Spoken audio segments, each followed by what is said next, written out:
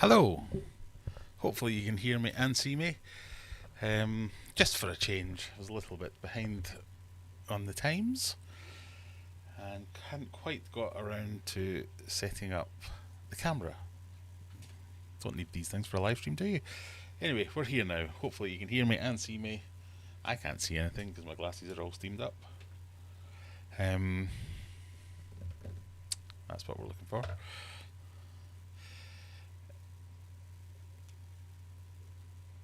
It got to about 5 to 9 where I suddenly went, ooh, maybe I should plug things in. And I couldn't find my camera.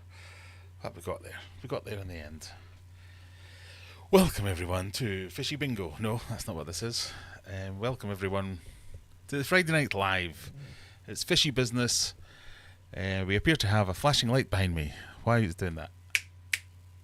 Oh, we're on sound activated mode. I don't know how that happened. Now we're on.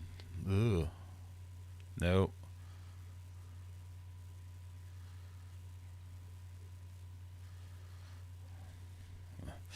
It is what it is. Right. Okay. Right. I'm calling it now. This is going to be an absolute nightmare. I'm really not feeling it this week. As well prepared as I always am, professional, do this every week. I seem to be getting worse and worse at it. Thank you everyone for coming. Who can we see? Have we got my chat working? Is anybody here? Am I live? What's happening? Oh yes, I can see myself on Tinterwebs. 25 concurrent viewers. Wow, 25 people already. Thank you very much everyone. We've got Scott's in saying, evening, how's everyone? Don't forget to hit that like button on your way in. And don't forget to get a tasty snack and beverage.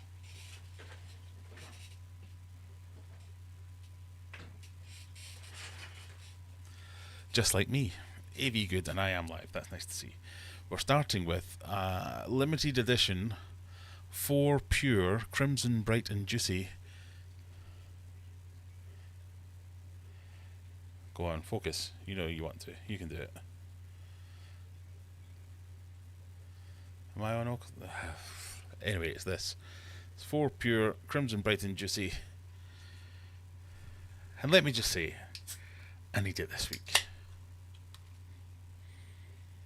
I am hanging by a thread. Let's put it that way.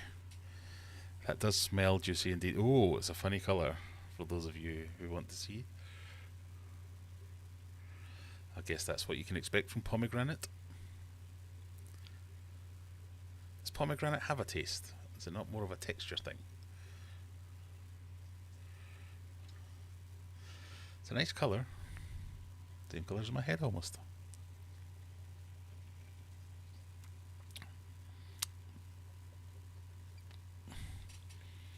Pomegranate does have a taste.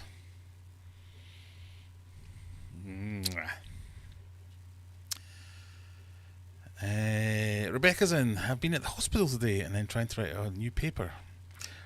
Hopefully not for yourself or visiting someone else rather than an illness. Silver Surfer's here. Lee's in from a lovely and sunny Bolton. Do you know what? I'm going to have to go to Bolton again. That's like 3 weeks in a row I've been to Bolton. I'm going to have to go again next week. No, I'm not happy about this. I managed to avoid going there for the best part of 2 years.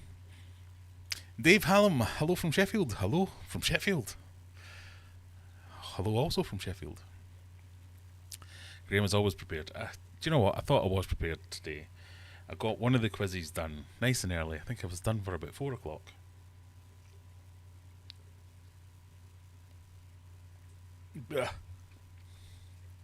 But the other one I've only just finished like 10 minutes ago. And I thought, time for a little relax. I can just catch my breath before oh no, it's 10 to 9. I had to run down here. But we're all good. We're here. I am live and I did get a quiz ready. Thank you, Jack. AV good. Thank you, Scott. Pomegranate, nice. Pomegranate, not nice, Mal. Pomegranate smell nice, but not taste nice. But we'll power through it because I deserve this.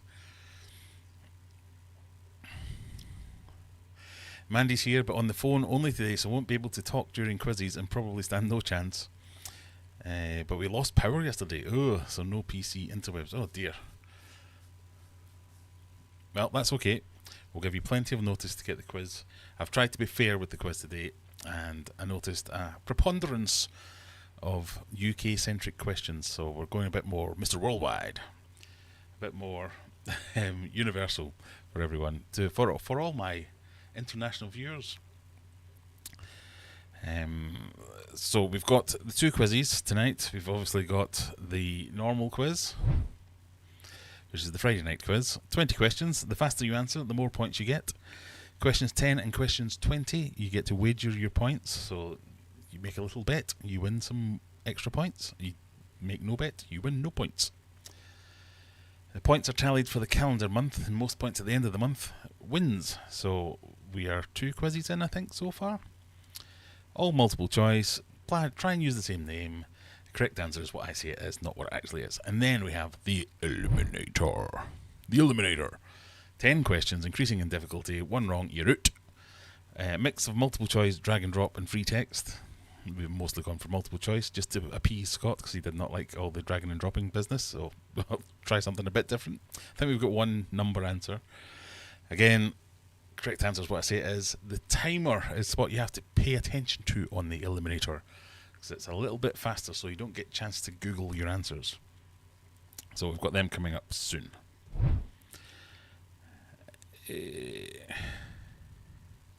Phil's in as well. Nice to see you, Phil. Ian Wood. Lily Loft. There's a name we've not seen for a while. Hi, Lily.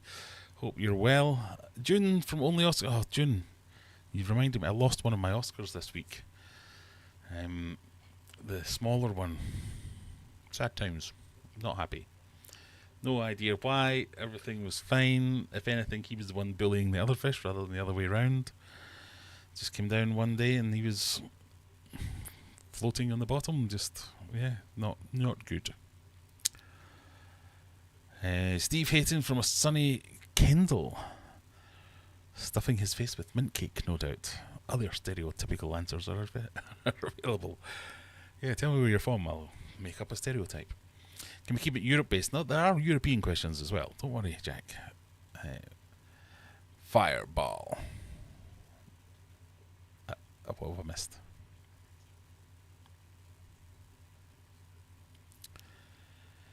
A testosterone booster is pomegranate juice. Hulk smash. Hulk sleepy. I don't know why that immediately made me reach for another big gulp of it. It's growing on me. I find all these weird beers do that to a degree. Your first one is like, ugh, what is this muck? This is a mucky puddle. Oh, that's quite nice.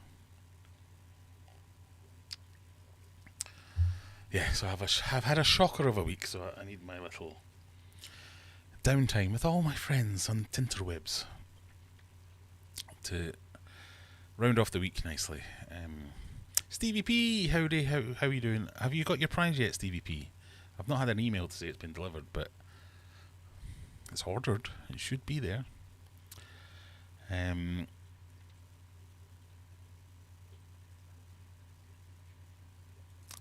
You'll do better than me if it's fishy. But what if it's fishy? It's not overly fishy. As always, the main quiz does have some fishy questions. It also has some specialist subject questions, and the specialist subject from last week was L numbers. So there is some fishiness, and you know Rebecca likes her L numbers. Rebecca might even be the answer to one of the questions. Ooh, I wish I had that suspenseful button down here, but all I've got is the, which doesn't really fit that statement. But anyway.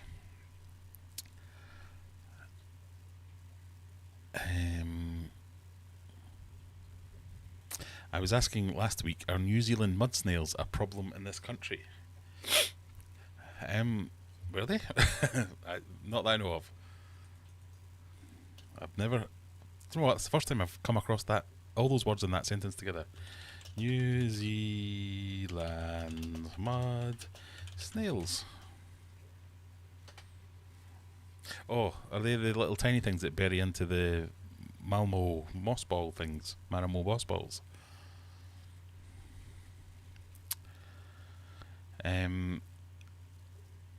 If they are, I don't think they are as big of a problem in this country, and it was a couple of years ago they were a problem. They seem to have been eradicated. I've not heard anything about it for a while, is all I'm going to say. June says, I'm sad to hear that. Yes. So, for those of you just joining, I've lost one of my Oscars, which I'm a bit unhappy about. But in other news, before we get crashing into the quiz, I do have tadpoles in my big pond. So my nature pond in my garden full of astroturf, I have managed to attract frogs, and I'm growing a frog army. So I've extracted some of the this is mad scientist time. I've extracted some of the tadpoles and put them into various fish tanks to do some scientific experiments of how I can maximise the growth of my frog army. My outdoor stuff is doing good. I'm very happy about that. So I've got tadpoles in my big pond, and when I say I've got tadpoles, roughly a bajillion of them. That's a fairly good number. Maybe even 2 bajillion, possibly pushing 3. Anyway, loads of them. I sat out by the pond. You know that summer's day we had here in Britain last week? Summer is just a day or two in the UK normally. I sat out in the evening. First of all, I noticed the tadpoles. I was like, "Oh yeah, Vicky, quick, come look! We've got nature. Nature has arrived." But there was dragonflies, there was water skaters, there was insects all over the place. It was just everything was going on. It was just fantastic. It's exactly what we wanted from a pond. So I've got all that going on. I've left out some buckets of water, some vats of water full of mosquito larvae. I'm like, oh, this is exactly what we wanted here. So all my little experiments are all coming good. Free fish food for everything. So that's starting to look a little bit better. You did get it. Excellent. Good. So Stevie P won last month's quiz competition and got a tote bag, if I remember correctly. I can't quite remember. So glad to hear that that's made it. Juggler's in. Nice to see you, Juggler. If you did my quiz, then you know all the L number. I didn't do your quiz last night, Jack. You put me off with all your spreadsheeting. If anyone's interested, JT Keeping Fish, Jack, does a stream on a Thursday evening and has started doing a quiz. You know, all these channels copying me with my quizzing and my live streaming. As if I invented it. But last night, on a Thursday, my daughter goes to one of her many classes now. I'm the taxi driver, so I took her along to that, and I'm sitting in the car watching it. And for 30 minutes, Jack messed around on a spreadsheet. It was Spreadsheets Live.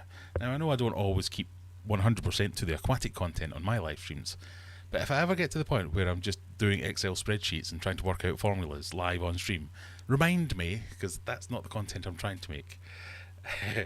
So I never actually made it to your quiz before we had to go away, and I didn't check back, but if there are any coincidental similar questions on my quiz to last night's quiz, then that's just a bonus for those people who joined both. So I would encourage everyone to always do both. Is the question who's watching Doctor Who tomorrow? That is not one of the questions, no? Or is that for Rebecca's thing? Yes. GB's here. How you do, GB? A bajillion. I think a bajillion is 4 googles. Do the goldfish not eat the tadpoles? I would have thought yes, and I assume they will. So if there are a bajillion goldfish, if there are a bajillion tadpoles, there's a gazillion goldfish. I could see them spawning in front of my eyes, so there are even more of them. So the really, really small ones probably won't be able to prey on them, and there's only about, I think, 6 or 8 adult goldfish in there. So I've started with the 6 or 8 adults. Last year's fry that I've grown on that have been out there are a little bit smaller than the ones inside, obviously. So, but they could maybe take down a tadpole. The tadpoles are quite big. I think I've obviously missed them in the early stages. I didn't see any frog spawn. But the tadpoles are meaty old tadpoles. They're not the size of a fist. I don't know why I'm doing that. But the only things that could eat them, I think, would be the adult goldfish, and there's only like 6 to 8 of them. And there's, like I say, a bazillion tadpoles. So some of them, law of averages, some of them are going to make it. A bajillion is about 6. No, it's like 6 million. A bajillion's a big number.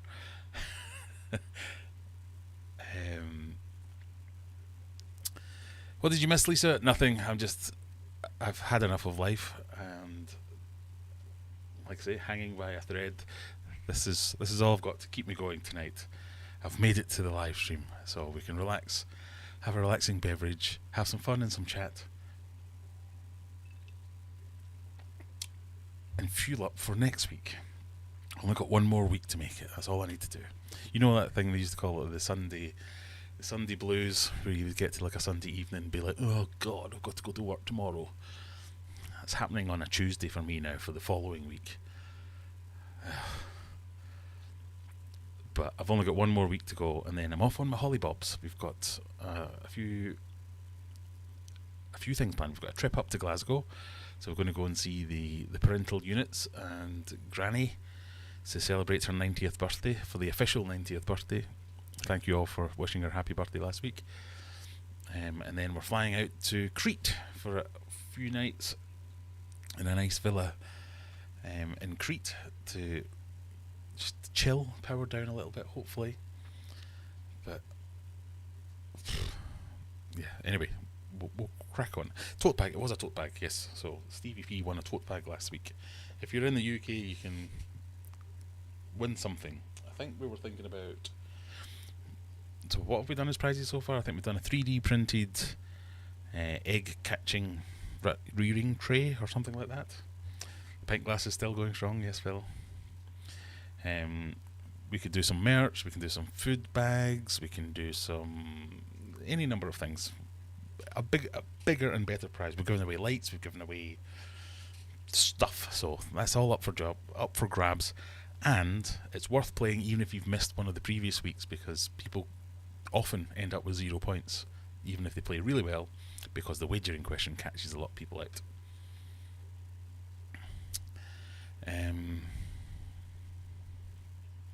It's this question, isn't it? When was the first L number published? If so, then I know the answer. That is not one of the questions. Well, kind of might be one of the questions. So, do we want to do the Eliminator, or do we want to do the proper quiz first? Let me know. We can do the poll. I always say this as if I've surprised myself. We have the technology. Come on, Graham, you can do it. How do we do polls again? Poll. Which one? Eliminator or or proper quiz? That's what we're going to go with. Choose. Now, you should see that in the chat at the top. You can get to choose whether you want to kick off with the Eliminator quiz or the proper quiz. And on an unrelated note, says Stevie P, a new quiz segment tonight on my stream. Hey, it won't be long before everybody's doing it. I'm a trendsetter. Aquarium Shed, hello, how are you doing? JT, it was really good. Best afternoon nap I've had for a while. Spreadsheets live. Woo woo.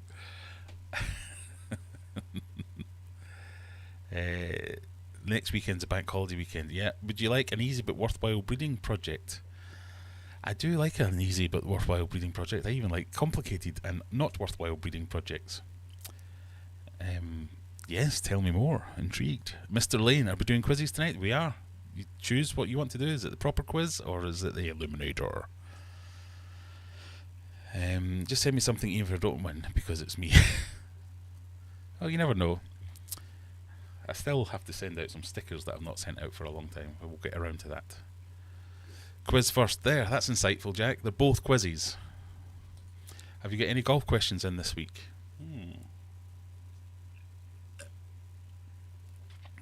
I don't think so.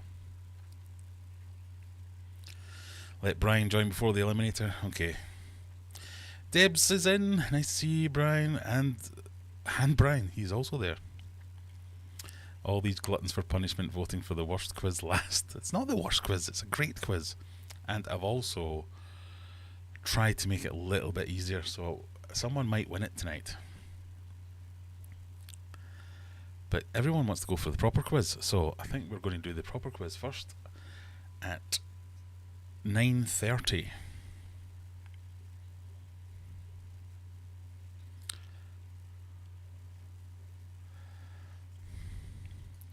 How can I contact you? I don't do social media.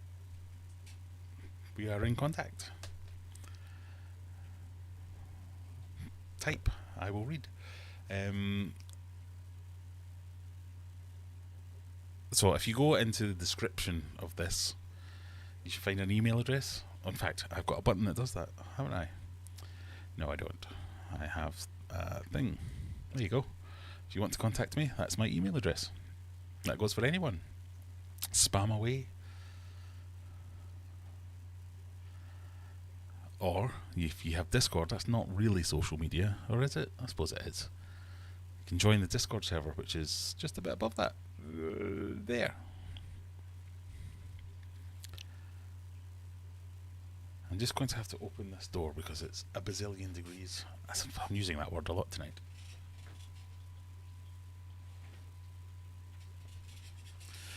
Sorry, it's getting a bit hot. So, let me set up the... What one did we go for? I've already forgotten.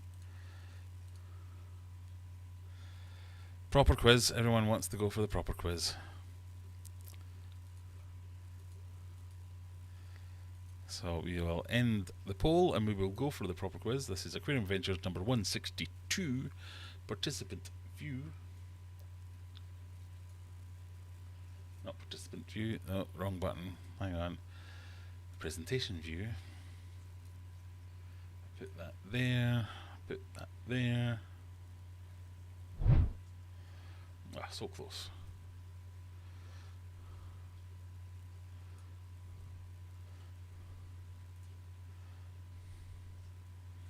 My cat is in labour. Is that code for something? What? Congratulations. Boil some water. Get some towels. Scan that if you want to play in the quiz. Or you can copy this link. I have to do a thing here, don't I? Why is it never easy? That's the link to play the quiz if anyone wants to play the quiz. I'm interested now, though. The cat and labour business. Is that a euphemism? Is that like a really big bong rip, or have you actually got a cat and it's having kittens? I used to work with someone that would always say, "My cat's in labour," when she was getting upset about something, because it was like Cockney rhyming slang, but not Cockney for "I'm having kittens." About It's code for more kittens. I've just rehomed the last two. Wow. Okay, we're going to have kitten watch.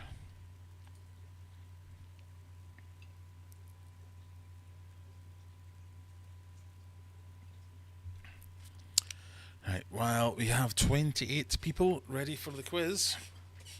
We've got 4 minutes to go. As a little reminder, for those of you who are new to quizzing, join in. You have a chance of legitimately winning something. This is the Friday night quiz, so there are 20 questions, and the faster you answer one of those questions, the more points you get. Questions 10 and question 20 are wager questions. That means you have to bet. So you have to, if you have got the first 9 questions correct and you've got 1,000 points or something like that, you can wager 200, 500, 1,000, whatever you want, wager that amount, and that's what you will win for answering question 10 correctly. If you wager nothing, you will win nothing, but you will also lose nothing. Points are tallied for the calendar month. I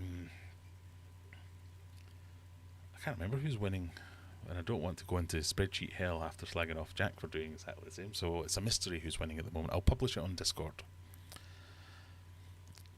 Questions are all multiple choice. Use the same name because it helps me track your scores. And the correct answer is what I think the correct answer is. And sometimes that's not quite the same thing as the truth.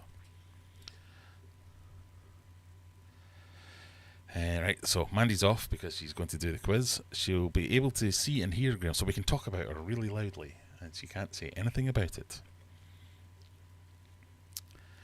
Brian says it's easy to track my score because it's 0. I think last week we had a little bit of drama where a few people lost out on. I think only 4 people scored points last week because of the last question.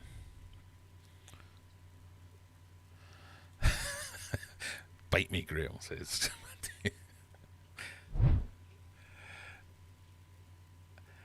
Scott says, when there's a mummy cat and a daddy cat and they hate each other very much, there's kittens.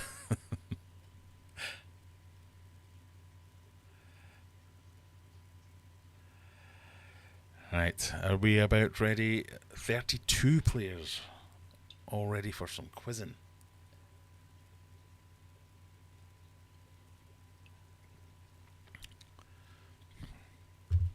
We'll just get a nice beer now rather than that horrible one.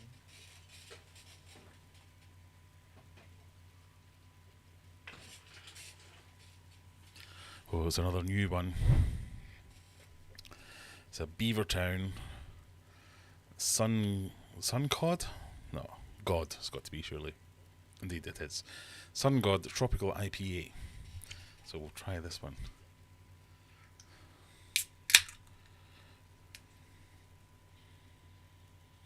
It has no smell. Or I have COVID, one of the two.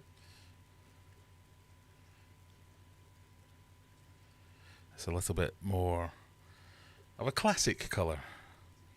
It's beer coloured. Still has no smell. Right, are we ready, peeps? It's almost about to tick over to 9:30, and I would say good luck, everyone. We'll start the timer.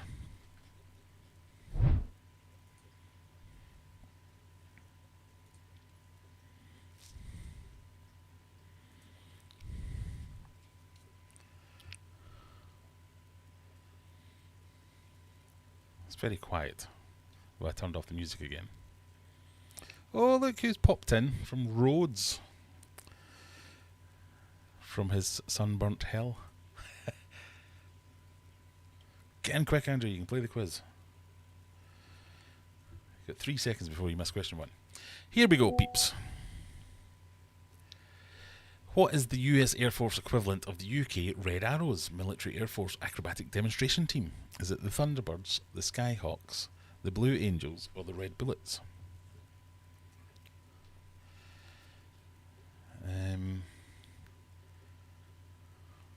What was that?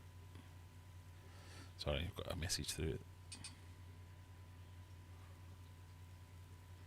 I don't know. Well, most of you think that it's the Blue Angels.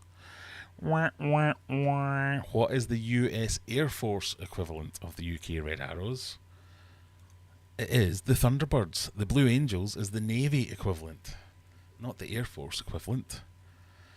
Technicality, I know, sorry. So JT Keeping Fish, JDT, Shadow and SJH, only one's getting that one right, taking an early lead. Question 2. In the Star Trek universe, Mr. Spock is half human, half what? Klingon, Vulcan, Borg, or Romulan?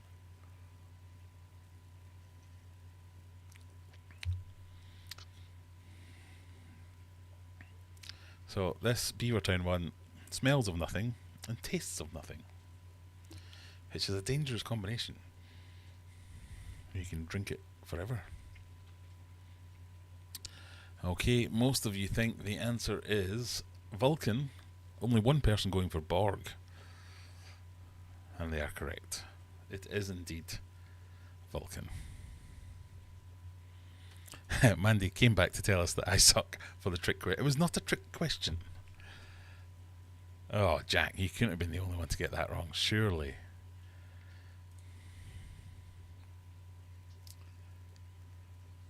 No, you got it. No, you didn't. Surely everyone knows that. 88 points, that's it. So the faster you get it, the more points you get. So 88 is very fast. Question 3. In numerology, which is a nonsense made-up thing, what numerical value does L have? This is an L number question. Because it's about L's and numbers. Even though it's about bonker numerology. Is it 5, 12, 24, or 3? Apologies to anyone who's into numerology. Not really, though. other L number questions are better and more about fish. The answer you thought was, most of you going for 5, 12, 24, and then a good spread. The answer is 3. Only 2 of you got it right. Apparently there's a load of other bollocks about L, that it's for people who are creative. False Inspector moves up to number 4 with that answer. Jamie up to number 7. Only 2 people got that one right. Okay, are we ready for question 4? Remember, the faster you answer, the more points you get, so it pays to be prepared. What fish confusingly has several L number descriptions, such as L018, L081, and L177? Is it the gold nugget pleco, the zebra pleco, the tiger pleco, or the peppermint pleco? Peppermint pleco. So L018, L081, that always to me just makes it sound like somebody wrote it the wrong way around once and they thought, I can style this out and make it like I meant it. We'll just give it 2 numbers.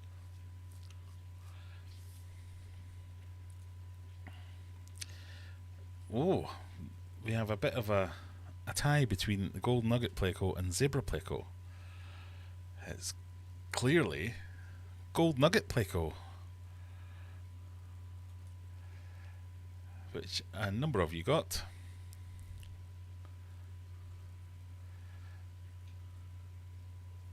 JDT in the lead with 250 points, closely followed by SGH and False Inspector, both over 200 points as well. And Baby Bean currently in last place, but that can all change. Right, question number 5. Nemo won Eurovision with a song called The Code, representing which country? This is the last Eurovision question we'll have for at least a year. Was it Croatia, Finland, Denmark, or Switzerland?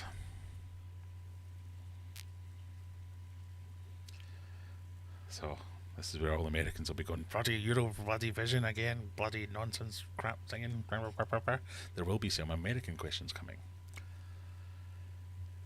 Most of you think it was Switzerland, and most of you are correct. It was indeed Switzerland.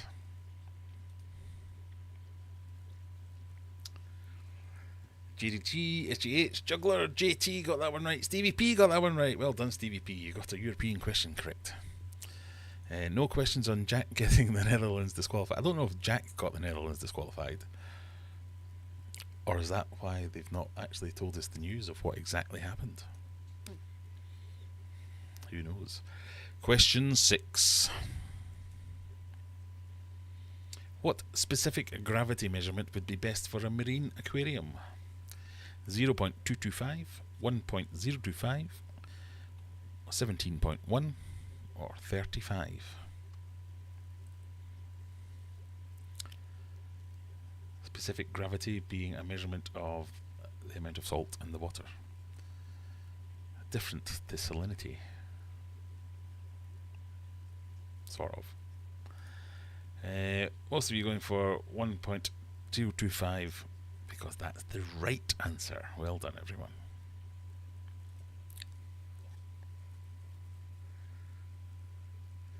Oh, GDT got that one wrong.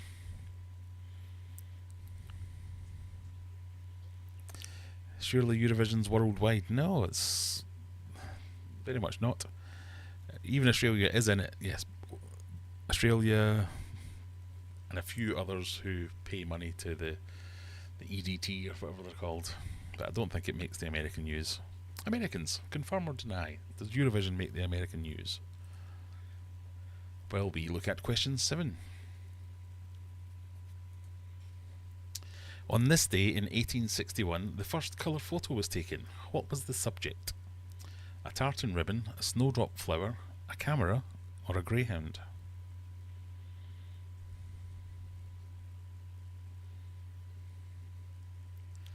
What was the subject of the first colour photo taken in 1861?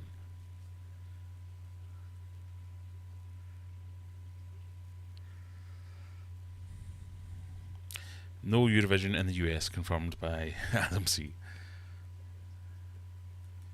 Right, most of you have gone for a snowdrop flower, or a camera, or a greyhound. See, I thought this would be a bit like trick questiony. A snowdrop flower is kind of already black and white, so why would you take a colour picture of it? A camera takes the picture. A greyhound's kind of grey. Because the answer is a tartan ribbon. Well done, 0 people. Yes, the first picture taken of anything in colour was a tartan ribbon. Let's move quickly on, as there have been no movements in the score there at all. Number 8.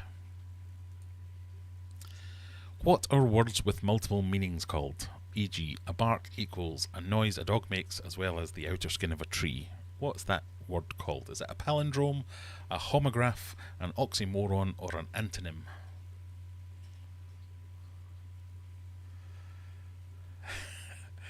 Brian likes me, but my quizzes suck. Come on, you learn something on my quiz. Sometimes.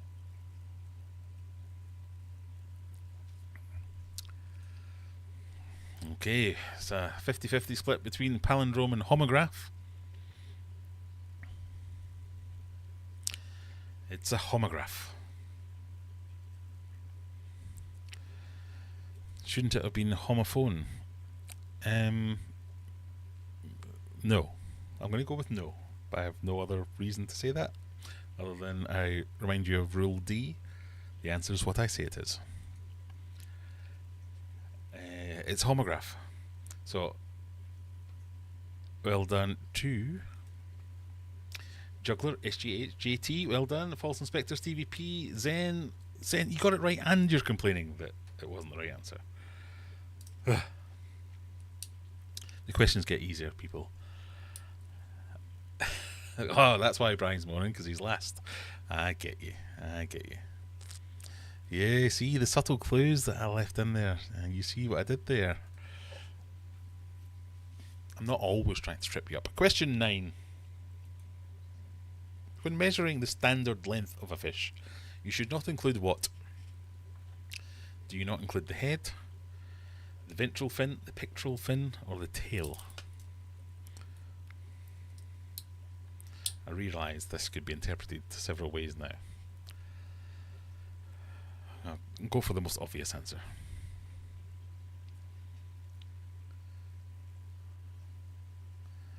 I think most of you have answered now, and you've all gone for the tail, most of you.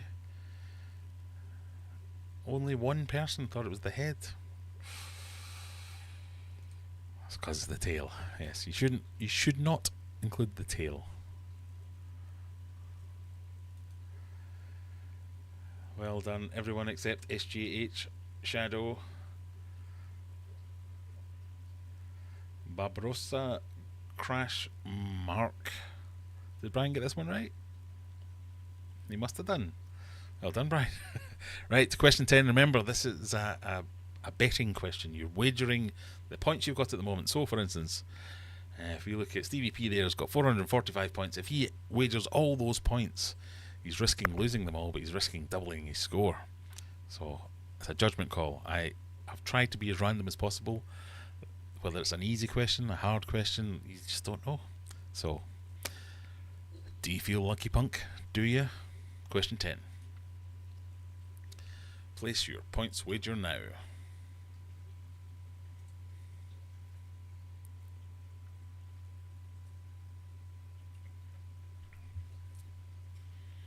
All or nothing. Got to be in it to win it, and all those other things. Here comes the question. What fish numbering system came first? Was it CW numbers, L numbers, LDA numbers, or C numbers? What was the first numbering system out of those options?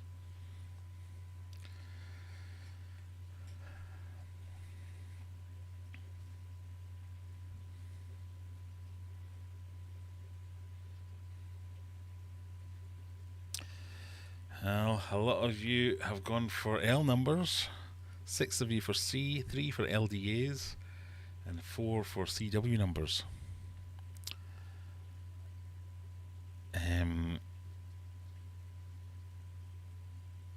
The answer was L numbers. So it went L numbers, and then I can't remember which way around it is. It was either LDA and C number, or C then LDA, because they were competing magazines. And then CW numbers came when C numbers got dropped. CW numbers came along, so they were last.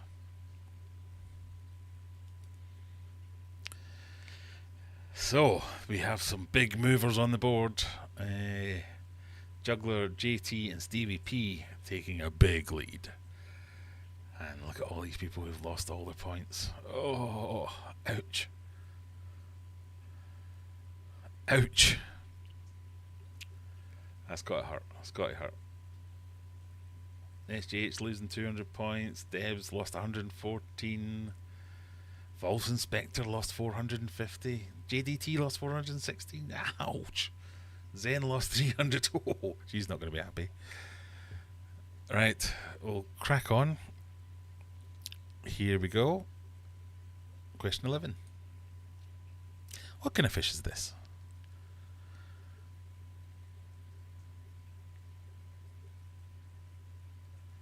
Is it a Plecostomus, a Danio, a Corydoras, or an Oscar?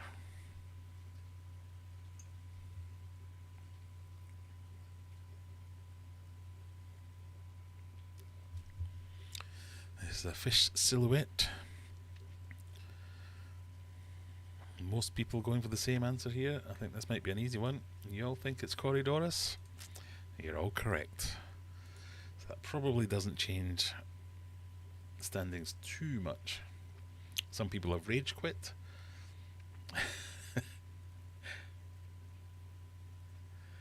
There's all to play for. I've seen people come back with more than 1,000 points in the last 10 questions alone. Question 12. When should a fish lose its L number? When it's scientifically described, when more than 100 examples are collected, when Rebecca says so, or 7 years after the first collection date. Is Rebecca even in the quiz tonight? All these L number questions, and I haven't seen her name anywhere.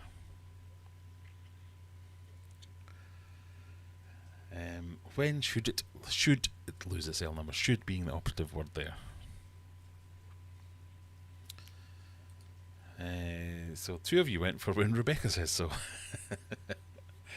Which probably should be the answer, but isn't actually the answer. The answer is when it is scientifically described. You should stop using its L number.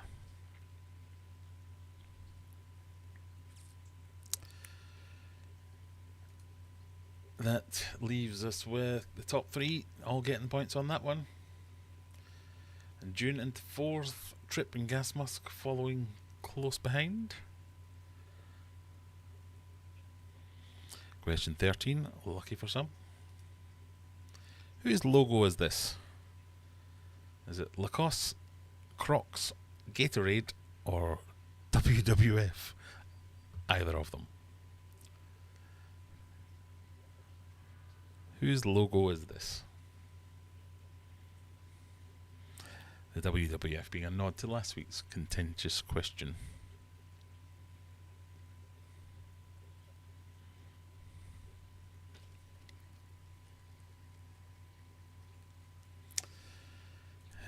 Majority of you going for Lacoste because it is Lacoste. Well done, everyone. Oh, Stevie P did not know that one. It's Lacoste, not known in the Americas. I thought it was. Don't they like sponsor tennis tournaments and stuff like that? Oh, Brian got that one quickly. 91 points for Brian. And these are all the people who have rage quit earlier on. Question 14. Autocyclists belong to which fish family? Loricaridae, Cyprinidae, Chichlinidae, Chacaridae, Charasicidae, Characidae. Fast with confidence. Characidae.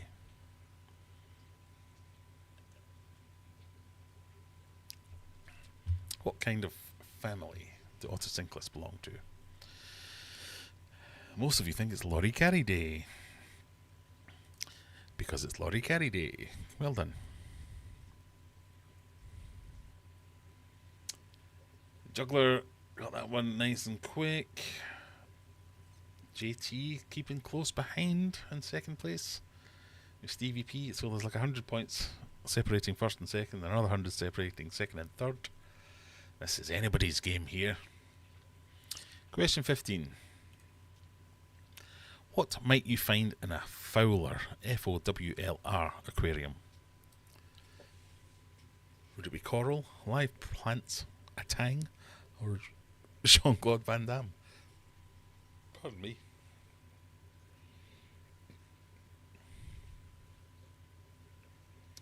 What would you find in a Fowler aquarium?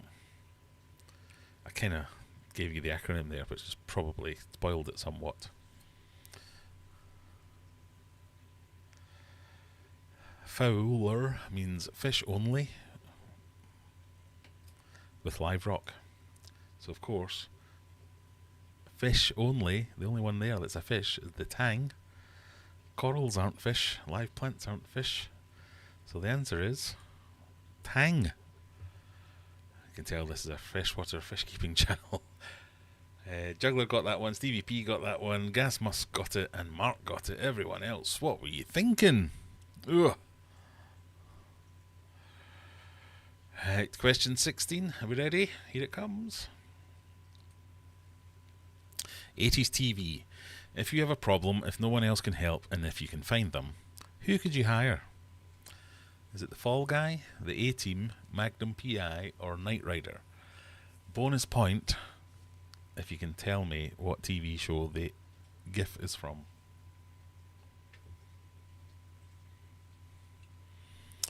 Oh, she's back from dinner. Missed all the questions about her.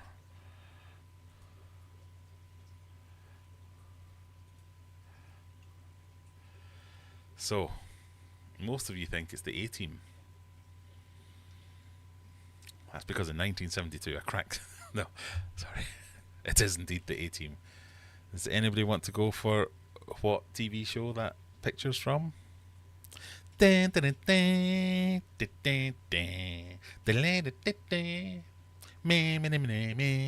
Etc. No one? Oh, Debs has got it. It's Airwolf. Well done, Debs. Extra point for that. Question 17. What decade were L numbers introduced to describe fish? Yep, they were an Airwolf. Jean-Michel Vincent and Ernest Borgnine.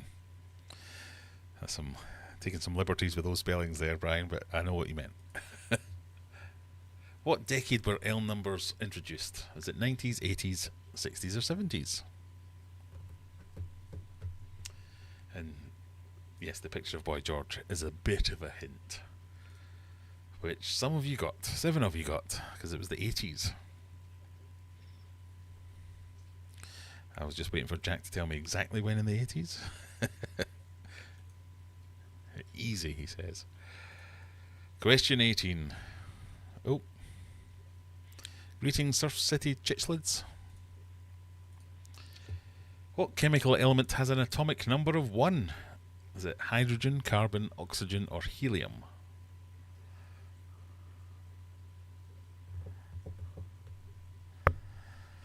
I don't study this table all the time, just periodically.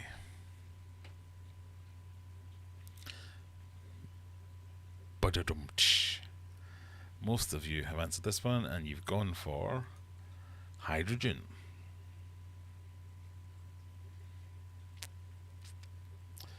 So 5 of you that went for carbon, the 2 of you that went for oxygen, the 1 that went for helium. Shit out of luck. Well done. The top 10 are doing well. They're pulling away. Go on, Zen. You can make a comeback here.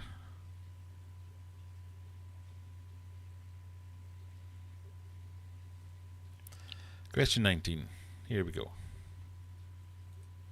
All those were in the top 10 of atomic numbers, yes. What magazine started the numbering of plecos with L numbers? Was it DATS, Heiko Monthly, PFK, or Das Aquarium? DATS, Heiko Monthly, PFK, or Das Aquarium? Who started the L numbering nonsense?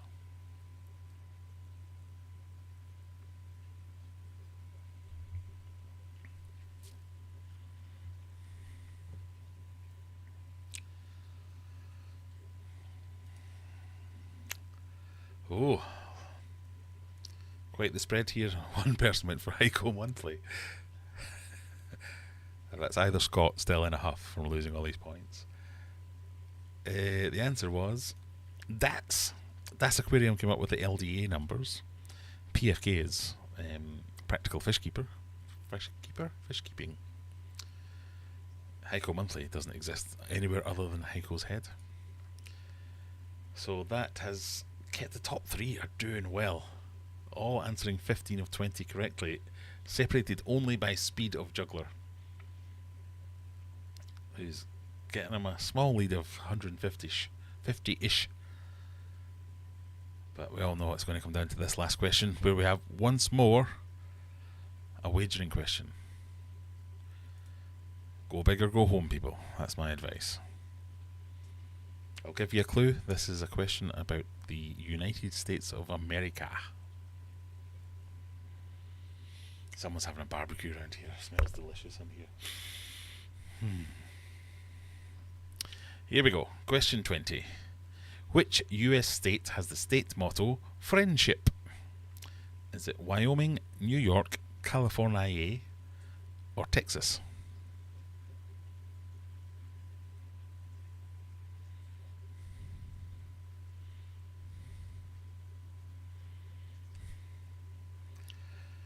Which of these seems like the friendliest US state?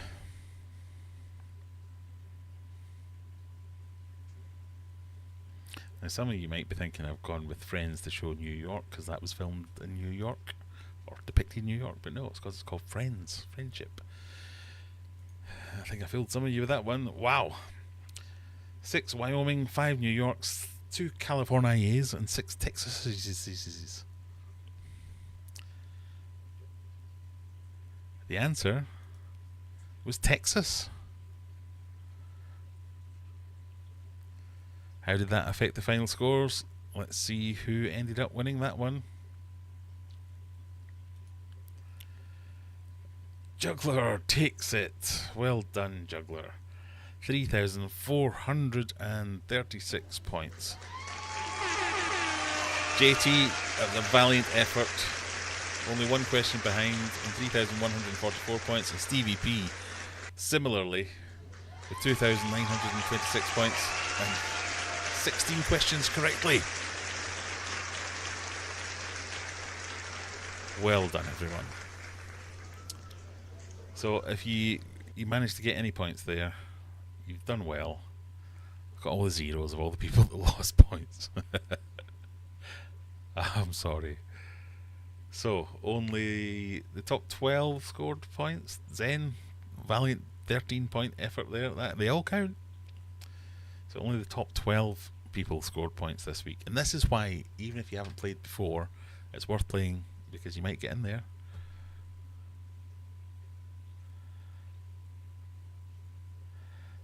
Brian got 5th. Yippee! Well done, Brian. See, and you were last at one point, and you managed to come in at 5th. Tommy, nice to see you. The Texans are very friendly, except the hippies. I must admit, I would not have got that one right. I didn't think Texas had the state motto of friendship. But there you go.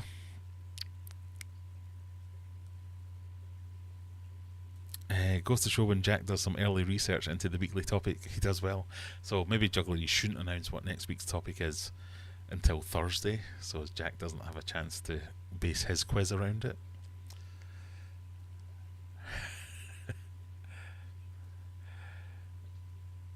Lisa was not a fan of that quiz. Sorry, Lisa. Adele made it into the top 10. That's a personal best. Well done. That's what we like to see. A little bit of... Anyone can do well in this quiz. 7th, Adele. Well done. bit of a shitey bet, as we would call that where I come from. 16 out of 20 is pretty good. It's more than pretty good. It's excellent. Anyone that got more than 10 questions correct does well, I think.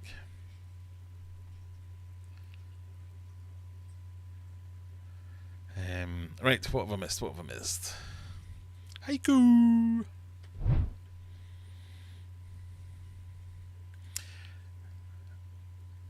What does the sign mean that Rachel's doing?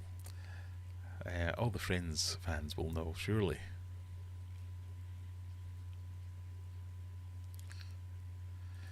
It's Texas, because Chuck Norris says so.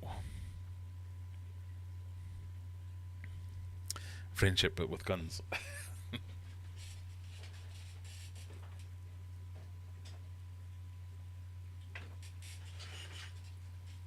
Now I'm getting all the midges are coming in. I'm going to have to shut the door again.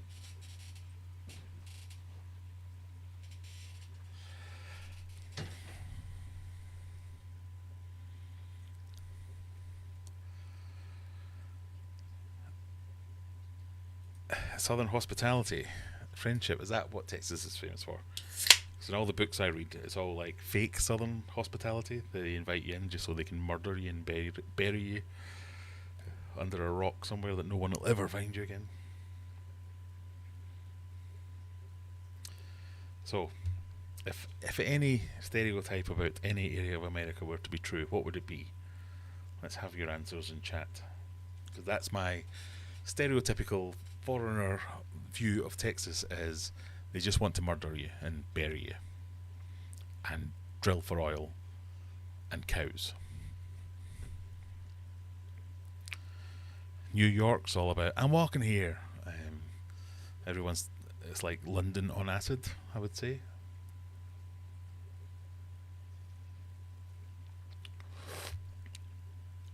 California, San Francisco, full of hippies. Las Vegas, that's where all the degenerates end up going, from Nevada. Alaskans, just mentalists. Like, why? Yeah, why?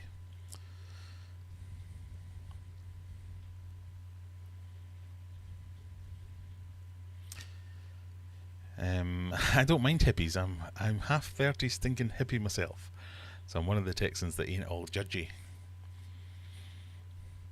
See, I think that's the difference. So in the UK, you get all these judgmental types, and they stand on street corners or looking out the windows, going, look at that one, doing the walk of shame. Oh yeah, well, look at that one's up to.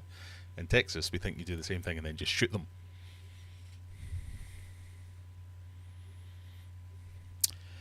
Topic for next week: how many darts fans did Brian piss off last night?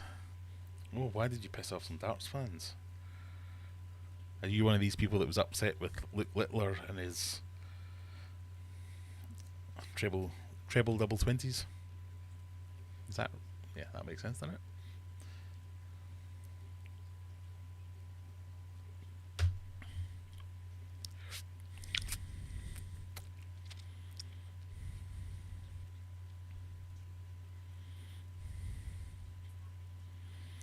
Drill for cows. Yeah, that's what they do in Texas, isn't it? Alaska is cold. Yeah, like, what is the point of Alaska? It's not even attached to America. Why do they want... There's like 8 people live in Alaska.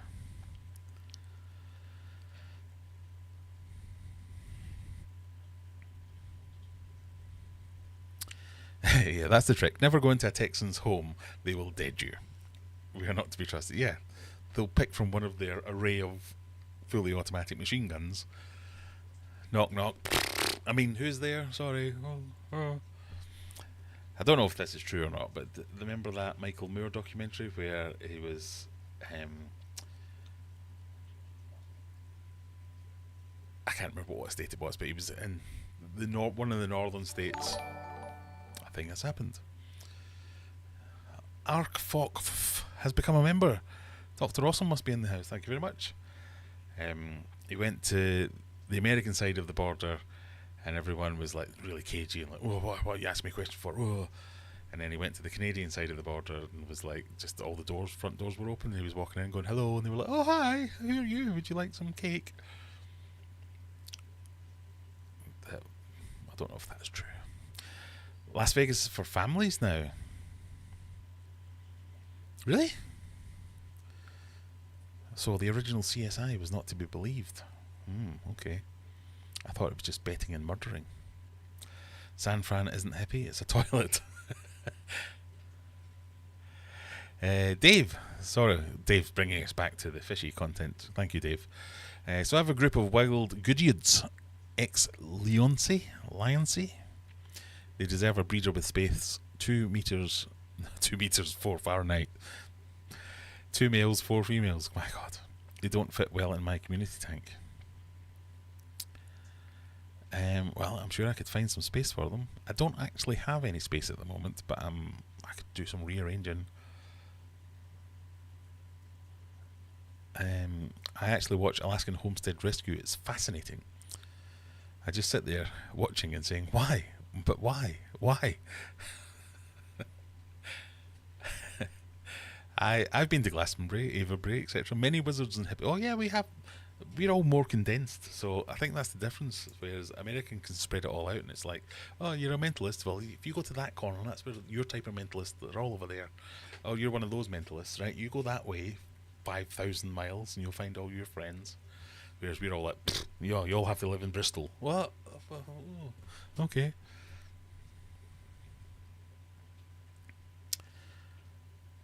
Just Google Florida man and you're there. But yeah, like, if you're a proper mentalist, go to Florida, wrestle with an alligator or something like that.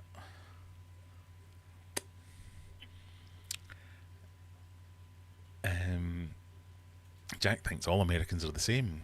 Alaska's part of the North Pole. Pardon me.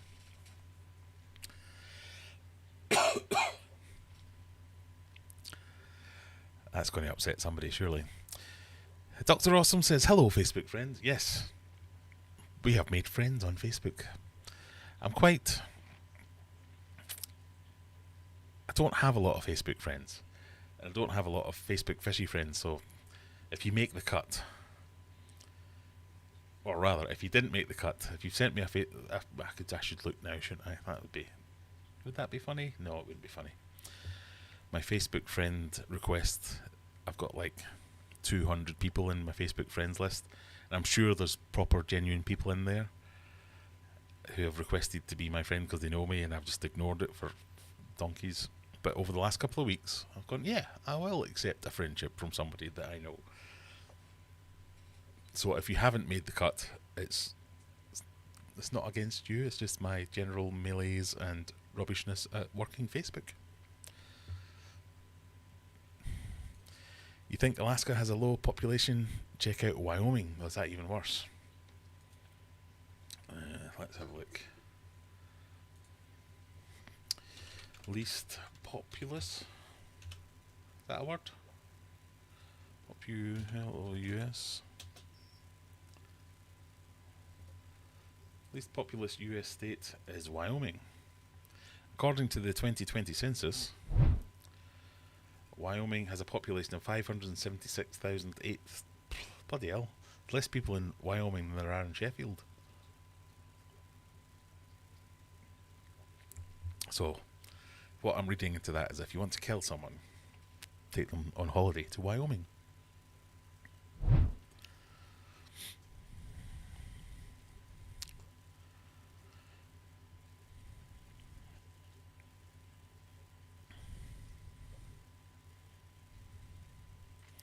You could say Hawaii is the same because it's not attached to the US. Yeah, that's another outlier.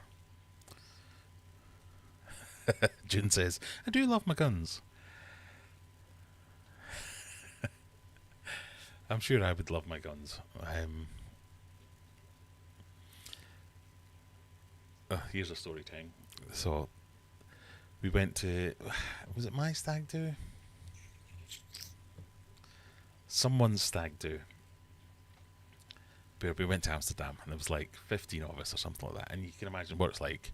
British people go to Amsterdam for stag do, hated by everyone else that was in Amsterdam at the time. No doubt. I used to walk like 5 paces behind, going, "No, I'm from Scotland. I'm not with them. No, it's fine. Oh, sorry." So the schedule of events was going out for a big meal. No, going for a bar crawl. We landed at like 12 o'clock. Went to the hotel, and we're in the first bar by 1:30. Going round all the pubs and stuff through Amsterdam till 6 o'clock. Went for dinner. Then went to all the other bars via cafes. At the time, nobody really knows when we got back to the hotel or when we got back to the hotel, but the next morning we were going to do an experience day at Amsterdam Gun Club, where out of the 15 people that were there, 10 actually made it. And of the 10 that made it, 2 of them spent the entire time in the toilet throwing up. And of the remaining 8, I think most of us were okay. But the gun club was like, it was a bar. So they had a big massive bar and then like a glass window that you went through a door behind the window to shoot your guns at the targets and stuff. It was like, oh right, well this is a bit weird. So we're allowed to drink before we have a shot of your guns, and they're like, no, you can't drink before.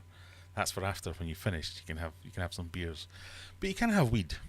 And brought out a selection of pipes, bongs, joints, all kinds of things, cookies, muffins, whatever.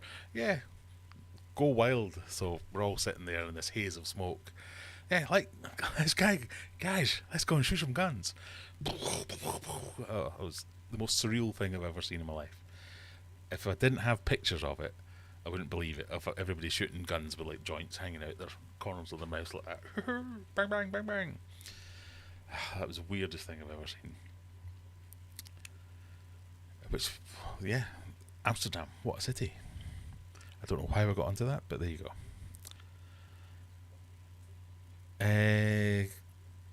Cock, it's a US state. Yeah, Hawaii is a US state.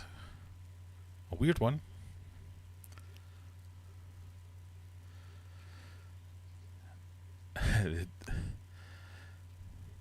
The 2 people live in Alaska.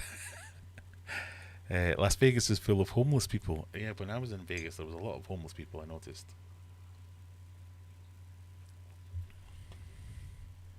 They pay people to live in Alaska. Is that like the...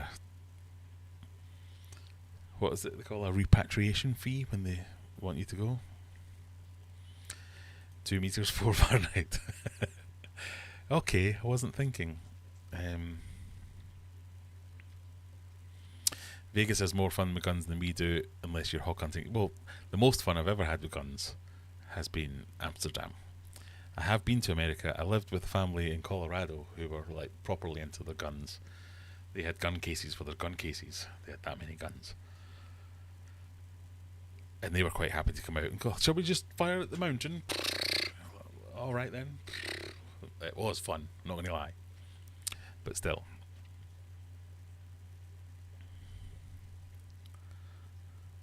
Alaska's unbelievably beautiful. I bet it is. Do you know what? It just seems like...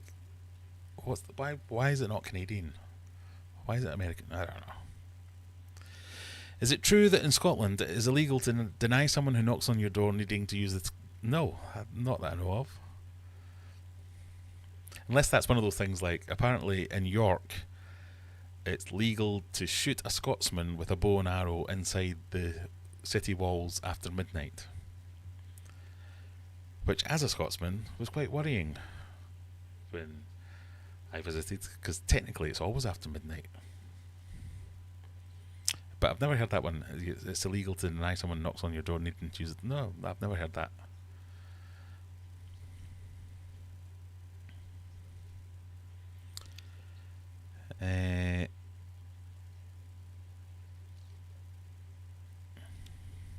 Can I be your yeah, you can probably you can be my Facebook friend. But I've literally got hundreds of people in my... oh, you should know this person. Do you want to make friends? How do you see that? How do you see people that want to be your friends? Friend requests.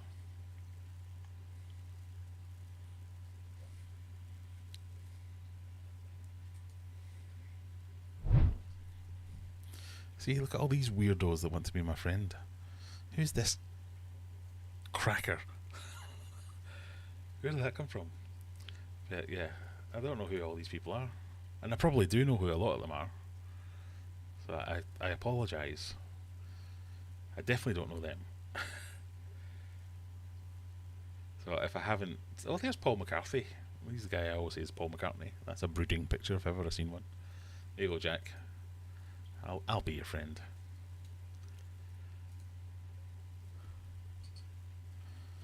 Right, are we about ready? Oh, it's 22:13. I've let it lapse.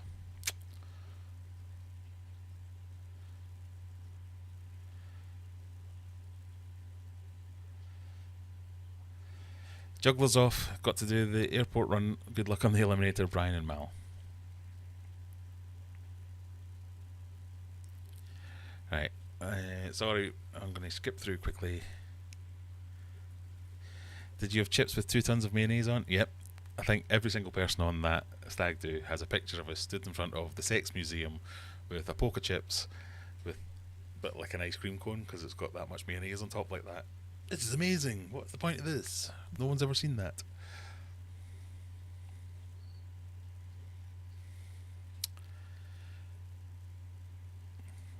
How the hell do you protect yourselves? What, without all our guns? Just stick the nut in them?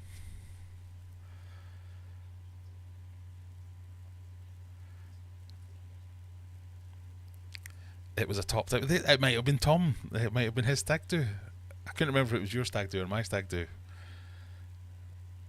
But that was the most surreal thing I've ever done. Was, you can't have a drink before shooting. God, that would be stupid. But here, have this joint. All right.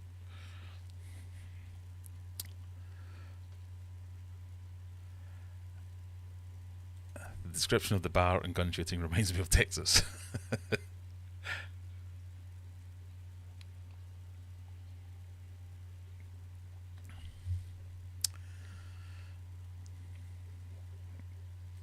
It was yours. See, both Tom and I had our stag do's in Texas. In Texas? In Amsterdam. And as you can imagine, you tend not to remember much of the visit to Amsterdam, but they were...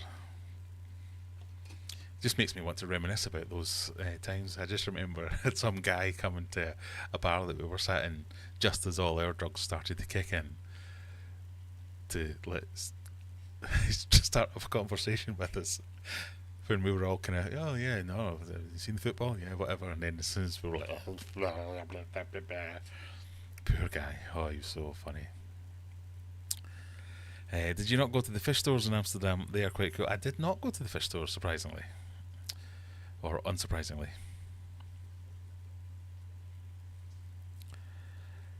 I never even thought to go. And I have been to Amsterdam several times when it's not been stag do style. I still didn't notice any fish shops. Right, we're ready for the Eliminator. I'm going to put that up shortly. Or sorry, the Eliminator.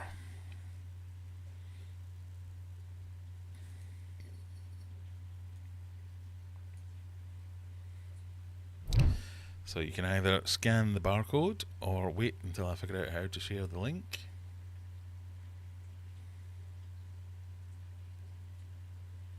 Copy link address, there you go. Did you not try the Anne Frank tour? I tried when we went with the family, but I was like, how good is this going to be? Some kid that wrote a diary in a tiny room. What is there to see? Surely just read the diary that's there. I don't know. Let's find the link.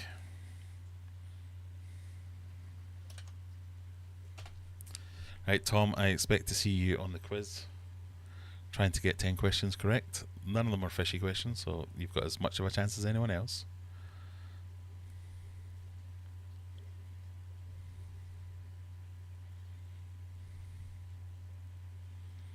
The fish shops in Amsterdam have a red light outside them. Well, there's definitely something fishy about those shops, but they're not quite the same.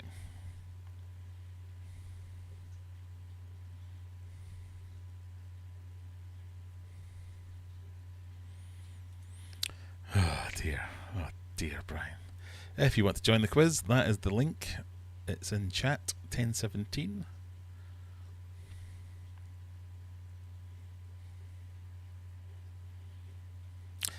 Yes, Jack. People don't go to Amsterdam for fish.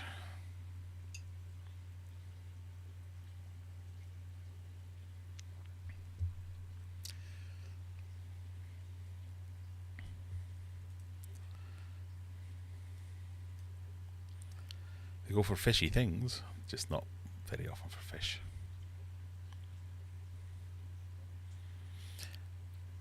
I did a whole family holiday in Amsterdam. We went on the... That's another of my favourite stories. We went on the... Was it the Newcastle ferry? Newcastle to Zeebrugge or Rotterdam. Then drove into Holland. Went through Amsterdam. We went to a big... it was like a camp. A big holiday camp thing. It's like the Dutch version of Butlins. Where they had like caravans, camping, lodges and that kind of thing, but they also had like a theme park attached to this place. So we stayed there for a while, but then the kids were quite young then. It was great. We could go and do all the roller coasters and all that kind of stuff, and then come back through Amsterdam and see everything. I remember one of my sons, thankfully he does not remember this, but we didn't mean to go into the red light district or anything, but there was just a woman standing there in her undercrackers, and he's kind of going, "What? Does she need some help? Has she lost her dressing gown? What's going on with this one over here?" We're like, "No, let's just walk this other direction. It's absolutely fine."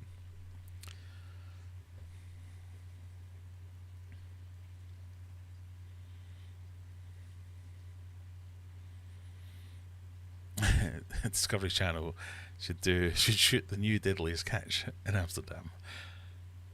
Smoking weed, shooting guns sounds like a pretty good reason to go. I mean, like, I do believe it has something for everything in Amsterdam. If you want to go for the art, yeah, fill your boots. If you want to go for the culture, yeah, fill your boots. If you want to go for the drugs, yeah, fill your boots.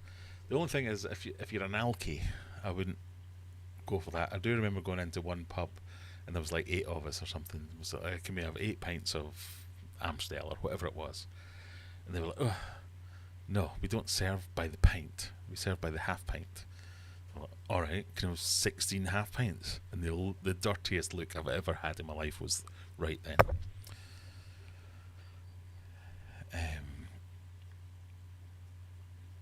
Dave with the money super chat. Thank you very much, Dave. Good night. Thanks for the stream. You're just missing out on the whole... We're about to do the Eliminator. Oh, my balls. But thank you very much, Dave, for the super chat. Remember, you don't have to do super chats. All you have to do is give us a like. Right, are we ready to go? I think we're ready to press the button. Thank you, Dave, very much. Here we go. Active question 1, playback control, start the countdown. Remember, all we have to do is answer the questions correctly. If you answer it wrong, you're out, and we move on to the next one. The questions start easy and get slightly harder as we go. The Eliminator, number 6. Good luck, everyone. Who is this? Is it Matt Damon? Is it Jean-Claude Van Damme? Is it Tom Cruise? Or is it Brad Pitt?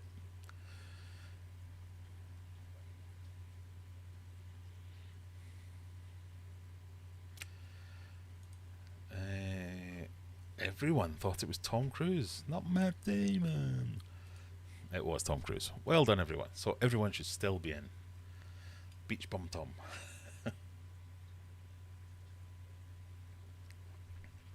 Well done, everyone. Question 2. Oh, did people get eliminated for not answering quickly enough? Remember, got to keep an eye on the clock, folks. Question 2. L numbers are a system used to identify what? Potatoes, colours, musical notes, fish.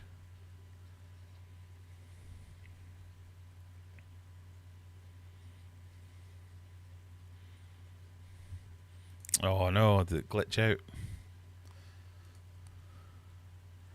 Well, tell you what, let's stop this. Because they were the easy ones. I can reset it.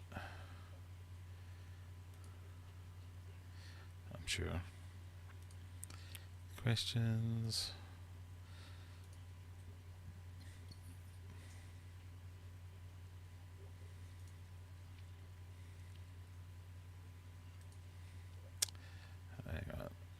Clear crowd responses. It's permanent. Yep, that's fine. Right, we'll try again. One more time.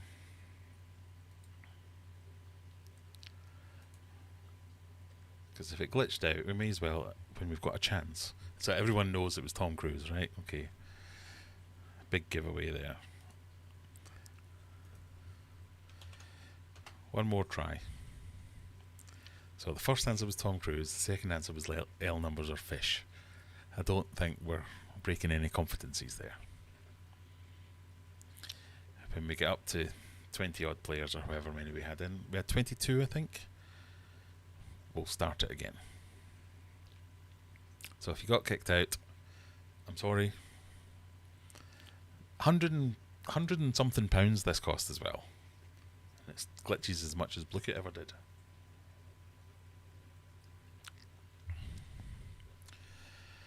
Right, are we ready? Start the countdown again.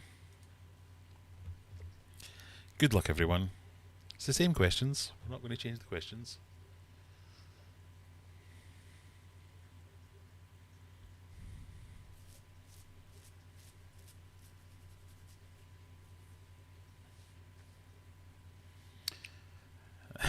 Silver says, I fixed my name because I saw another Tom. To be fair, I hope the other Tom wins because I know where he lives and I can just hand over the prize.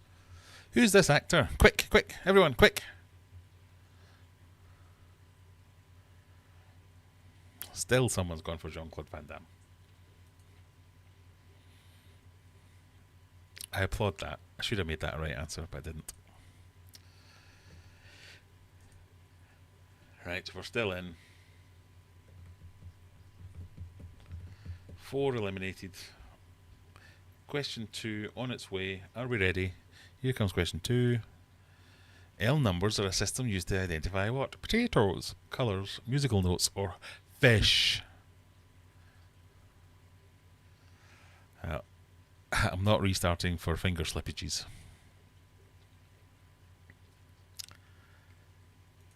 Everyone's gone for fish. Well done, everyone. Show correct answer. It's fish. So I hope everyone has got through. Still only 4 eliminated. We're good. Question 3. Here it comes. Question 3. The first new question for everyone. The Gallagher brothers fronted which Manchester Britpop band popular in the 90s? Was it Oasis, Blur, Pulp, or Suede? And if it helps you, that's them.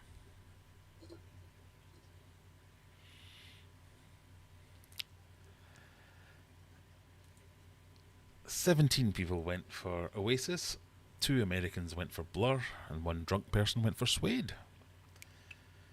Because the answer is Oasis. So 3 eliminated at that point. All these people are still in though. I told you, it was an American went for Blur. Oasis made it to America, didn't they? I'm sure they did. Question 4. Here it comes. Tower, Rialto, Golden Gate and Sydney Harbour are famous what? Are they bridges, rivers, football teams or skyscrapers? Tower, Rialto, Golden Gate and Sydney Harbour. Most people think they are bridges. One person thinks it's a river because they saw the picture and clicked the picture. It is indeed bridges.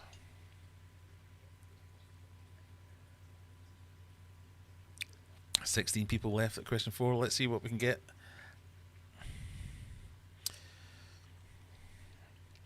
Tower Bridge is a bridge and London Bridge is a bridge.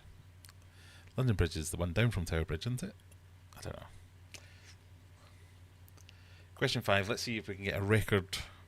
More than 10 people left after question 5. Are we ready? Two dogs and two cats are sitting on a table in an otherwise empty room. How many legs in total are in the room? Everything has the normal amount of legs, i.e. it's not a three-legged cat or a six-legged dog. You have to type in your number. Two dogs, two cats, and on top of a table in an otherwise empty room. How many legs? So we've got a few 20s, a few 16s, and a couple of 12s, a 22 and a 4. So two dogs, a dog having 4 legs, two 4s are 8, two cats, also 4 legs, another 8, that's 16. Sitting on a table has 4 legs, that's 20. 20 was the answer. So we've lost a few people there. Zen, Debs, JT, Shadow, Aquarium Shed and False Inspector are the only ones left. 20 legs because they're on a table. No, the question was how many legs are in the room. The table is in the room. Oh my god, trick. It was not a trick question. Everything you needed to know was there. 6 players at the halfway point. Question 6. Here we go. In computing, CPU stands for Circular Power User, Control Power Unit, Central Processing Unit, or Circuit Potential Use.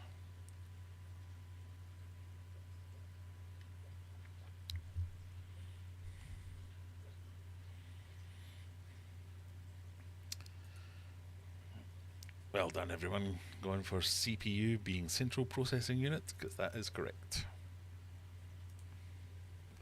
Everyone's still in. Are we ready for question 7? Which eye does the cartoon character Popeye have permanently closed? It's 50-50, right or left? Quick, answer, quick. 3 seconds, 2 seconds. Oh, we've got a bit of a split here. 4 people going for right, 3 people going for left. It's right. He always has his right eye closed. Oh, 3 left. Debs, JT and False Inspector. Question 8. Here we go. Is this the furthest anyone's ever been? Question 8. Which is the most abundant metal on Earth? Is it iron, copper, aluminium, aluminum for our American friends, or silver?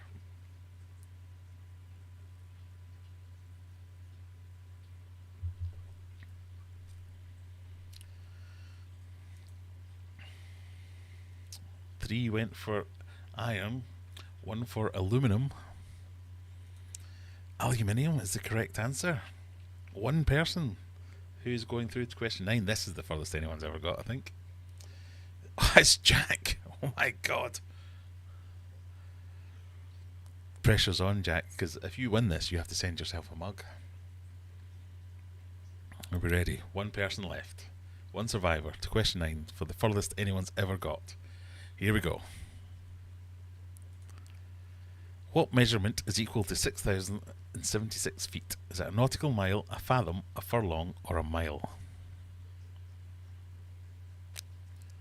What measurement is equal to 6,076 feet? He has answered, and he's gone for nautical mile. He's correct! Oh my god, someone has made it to question 10. If only I should have like a bed of pressure music here, like, ooh. But instead of that, we'll have... Well, that's not got quite the same ring to it. Right, question 10. Are we ready? This is for all the beans, Jack.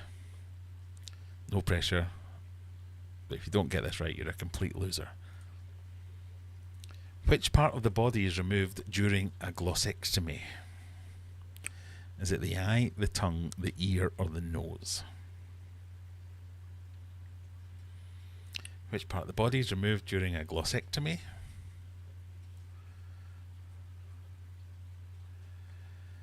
He's gone for the tongue. And the answer is the tongue.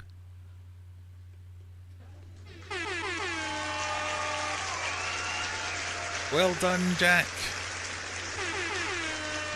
The first ever winner of the Eliminator. He's done it. No one thought it could be done, but it's been done.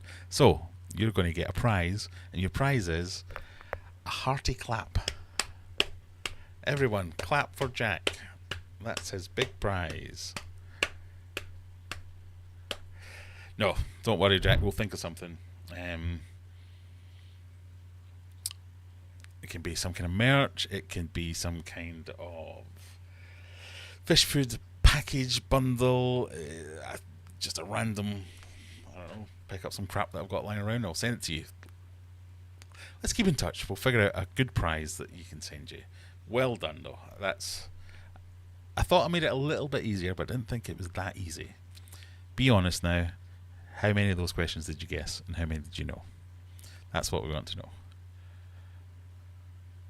Don't worry. We'll keep you going with a decent prize, Jack.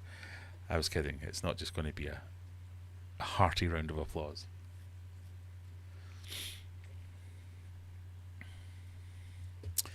Let's not go that far. If you pay for shipping, you can have Mega Tank. No fish.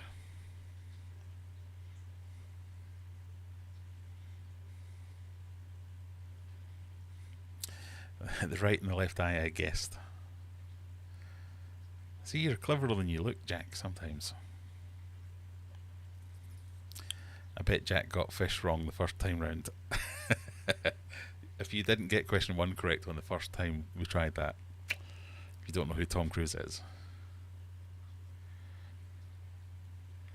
Oh, got sore ear. Right, so yes, whatever you want. Have a look on my website if you want any of my foods, my merch. Have a look on...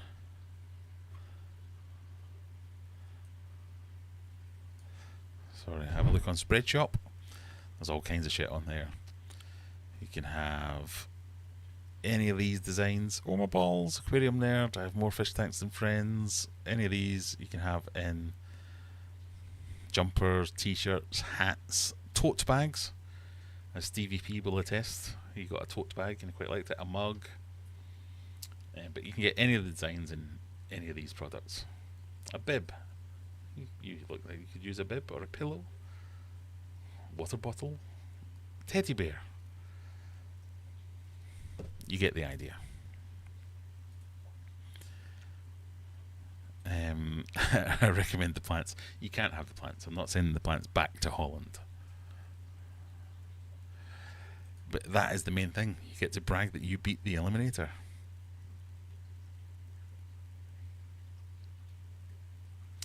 So, congratulations and celebrations.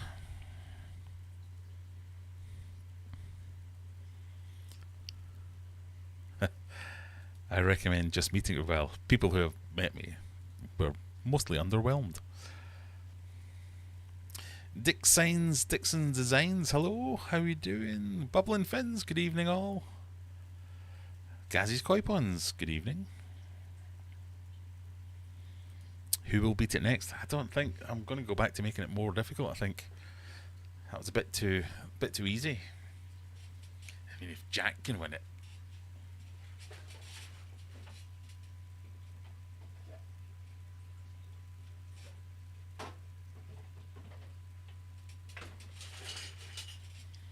On to my favourite of the evening. It's the Northern Monk, still not sponsored, Northern Monk Heathen Hazy IPA, 7.2%.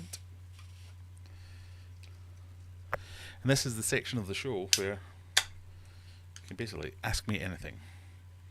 Tell me what your future fishy plans are, or non-fishy plans. What you're getting up to over the weekend. What's your plans for next week.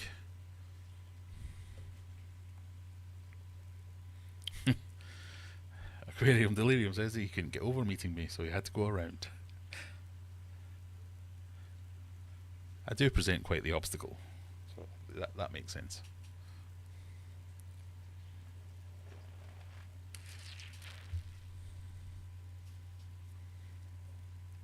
Oh, gassy. You guys don't know that I'm actually really smart. You've been hiding it well. How fast can you drink that can? Probably extremely fast. This is my favourite of all the drinks. But I like to savour it. It's my... looks like a mucky puddle, but is delicious. It's not a speed round. But I immediately need a pee-pee. So I'm going to have to put you onto... what's the word? Where's it gone? The break. I'll be back in approximately 3 minutes. Those of you wearing headsets, beware.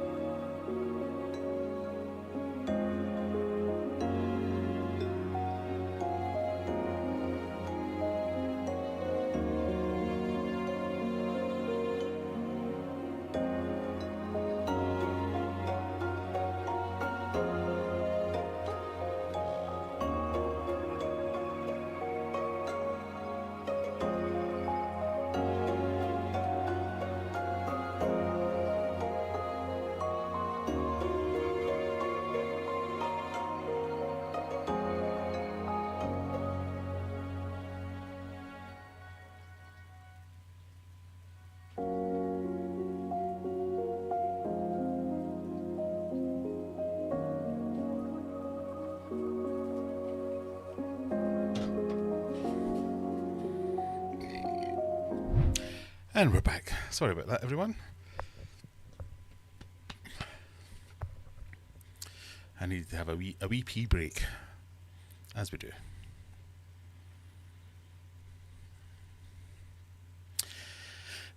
So what was I saying? Yeah, anything that you've got coming up this weekend? Rebecca's still writing this damn paper. Just do what I do. Don't do it. Tom says, "Are you watching the boxing tomorrow?" I'm not. Is that an offer? I was probably going to... Where is it? Is it like a 4 o'clock in the morning job, or is it a normal time job?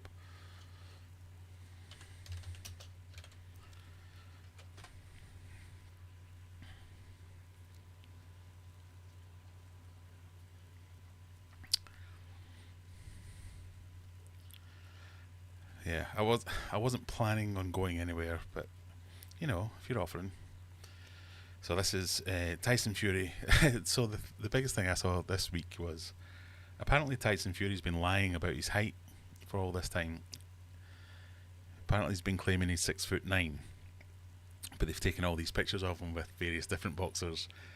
And it must be a thing in boxing. I had no idea, where they all just exaggerate their height. but because they've got all these boxers standing next to other celebrities like prime ministers or politicians or actors or whatever who haven't been changing their heights. He's like 6'3" or something like that, apparently. Who knows? So I do kind of fancy watching it, but I can't be doing with either of them. The more I watch it, the more I dislike Tyson Fury. I've always kind of started at a position of disliking Tyson Fury. I used to think he was just a proper bum. And then went, oh no, he is actually quite good, I suppose. Still don't really... He just seems unlikable to me. I guess that's what I'm saying. Silver Creek Tommy says, I'm going to be going to Shella in Dallas, but I have to move a mass of my fish room around to bring in a bunch of new fish after the weekend. I'm adopting some on Sunday. Oh, right, very good. Aquashella, is that this weekend? When is the Keystone Clash? I need to make more of a bigger deal of that because I'm sponsoring one of the classes in that. JT Keeping Fish said, I made my own beer, by the way, and it wasn't so bad. Really? I don't believe you. Only 4 more aquariums before 2024 fish room update is done. Surely we're still on 2022 fish room updates. Joking aside, Jack, my food is really good. Some of it is. And you haven't even tried the best stuff, Mal. My best food. So anybody who's... hang on, corporate shilling time. Ding, ding, ding. If any of you are interested in buying any of my products, I stand behind them all 100%. aquariumadventures.co.uk. Have a look at all my goods and the fish foods and stuff like that. The merch. It's all top quality, top drawer stuff. The best fish food I sell is... and it's not even close. Every fish will go for it. I feed it to my discus, I feed it to... Everything has a go at it. It's the super soft Artemia. It's one that I import from Germany. I'm one of 2 people in the UK that sells this stuff. And I sell it a lot cheaper than the other person that sells it. Just saying. It's not cheap, but it is fantastic. Super soft Artemia. Go for it. Corporate shelling, done. I also have a new metal cage shelf to set up outside to sort out all of my hardscape. I lead a very exciting life. Do you know what? That sounds pretty cool, really. I've got a little metal shelf here that you can't see. This is how sad. This is how exciting my life is. I've been sorting my air stones by size. I have a whole shelf of air stones sorted by different sizes. It makes me very happy.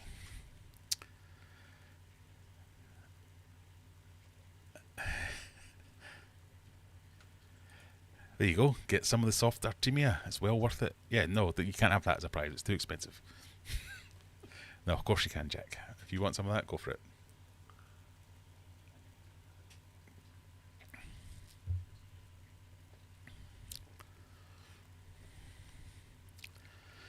Best not be more than 3 shakes. I had to run there.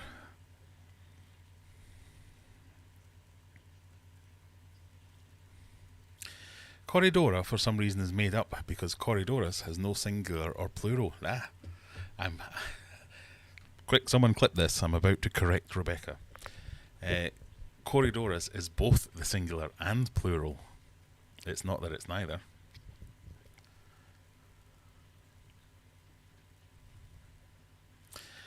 A local guy makes amazing mead. He even provides it to the fairies. Luke Scarborough, Wren Fair, etc. All his meat. This is a sentence. It's amazing. He's in Springtown, Texas, USA. So you have someone that's getting fairies intoxicated. What?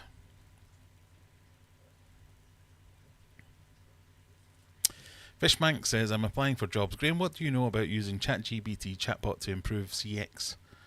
Also, my Pisto Agazizi has babies, but they died after a few days. Using ChatGPT chatbot to improve CX, do you mean CV? Is X next to V?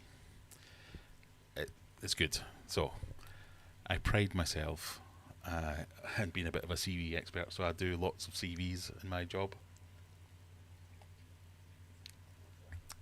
And my general rules are One, no one cares. No one really cares. Don't sweat it too much. Two, never go more than 2 pages. No one, unless it's your first job that you're applying for, no one cares that you had a paper round and you had 415 papers that you had to get up at 6:30 a.m. on a Friday morning to. Not interested. The bulk of your details should be in your current job. You should do information like core skills, what you can do, what you can't do, and it should always be tailored for whatever job you're going for. So mine's is like, I am an IT professional with X years of experience in fields such as, and then I look at the job description and go, right, that one, that one, that one, that one, fields such as this, this, this, and this. And then your experience is, I've worked at the company X from A to B, and bullet points of, I did these things. Again, should be matching whatever the project should be. So ChatGPT can do good structure, but it can't put in the detail for you. By all means, use my email, send me your CV, and I will critique it for free. Because I read 2 or 3 CVs a week. Also, my pistol Agazizi has babies, but they died after a few days. Yeah, email me about that as well. I'll probably be more use about the CV. Scott was starting to fall asleep to the music.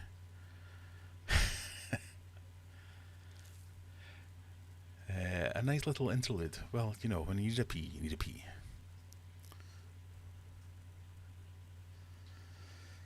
Mead reminds me of a friend spewing all over the interior of my car while driving down the most. Oh, all of a sudden I couldn't see anything out of the rear windscreen. Ugh. Mead, the only thing I can think of is going to a works night out. It was someone's leaving do, and the guy's name was Mead, so I won't go any further. Anyway, it got to the end of the night and there was only like 2 or 3 of us left, and we ended up in a pub in Kelham Island, which is an area of Sheffield famous for its kind of independent pubs and stuff like that. And I was on a cider kick at the time, so I was drinking this cider. Going, oh, this is delicious. This is great. I'll have a pint of this. And we were doing rounds, and it was the 3 of us, and it was my turn to go to the bar. And I said, oh, I'll have another pint of that cider. And they were like, are you sure? You've had 2 already. And I was like, it's 2. It's not that many. It was like 18% alcohol by volume, this cider. I was like, oh, right, okay, yeah, maybe I won't have a second of them. This guy's having this drink, and this Steve Mead is having a pint of your mead. And the mead was like vodka, basically. It was so strong. And I've never seen anyone go from completely coherent to crawling out like that. It was like within seconds he was like, yeah. And then one day we went to just decked it completely in the middle of the pub, where everyone was like, that was mid-sentence, what happened there? And like his girlfriend had to come and pick him up, and we had to put him in the boot of the car because we couldn't get him to sit in the seat properly. And, he was in a proper state. We heard the burp. I see an all-nighter happening. No, I've purposely not filled my beer fridge. We are not having another all-nighter. I may be mentally hanging together by a thread, but that is one thing I don't need to do again, is fall asleep live on internets.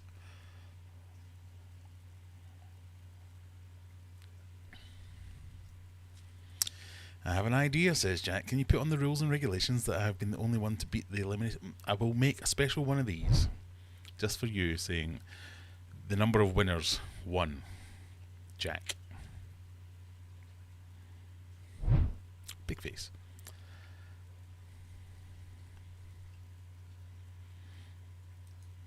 Liquors can turn the stomach, particularly for me, gin.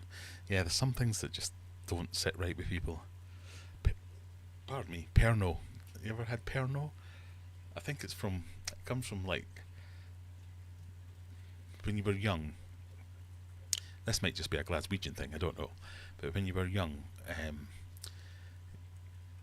the craze of Mum or Dad, are you watching this stream? Otherwise, immediately turn off. There used to be a thing called mucky puddles, where you would take like a a plastic bottle, like a plastic juice pop, whatever you want to call it, bottle.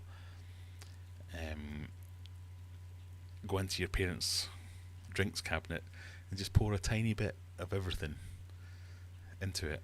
And I just remember once when it was my turn to do this, I went to do it and had a tiny bit of this, tiny bit of that, and I went, oh, there's a whole bottle of Pernod here. I'll just fill the rest with Pernod. I've never been sicker. Even today, it just gives me vibes of, that's disgusting. Just the smell of it, I'm like, oh, no thank you.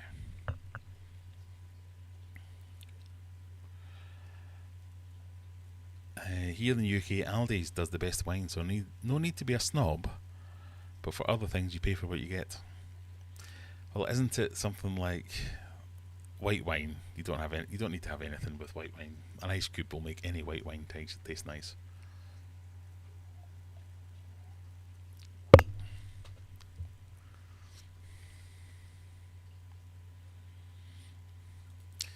You have proof what of me falling asleep? Yeah.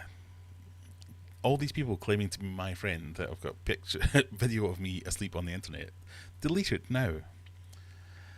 The Java Moss has the best selection of snails. Hey, I said that in the description. It'll be extra freebies.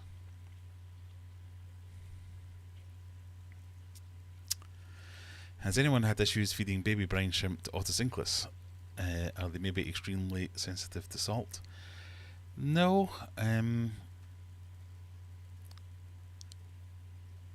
No, but I've also never seen otocinclus go for anything other than algae. Give them a good algae wafer, a good bit of plant material, we'll go for that. I've never seen them go for anything that's particularly meaty. Not that baby brine shrimp are meaty. Most fish will go for that. But even things like bloodworms and things that fish usually just readily go for, they're like, meh, whatever. Who are you going to be supporting at the Euros? Whoever England plays. No, not really. I don't know.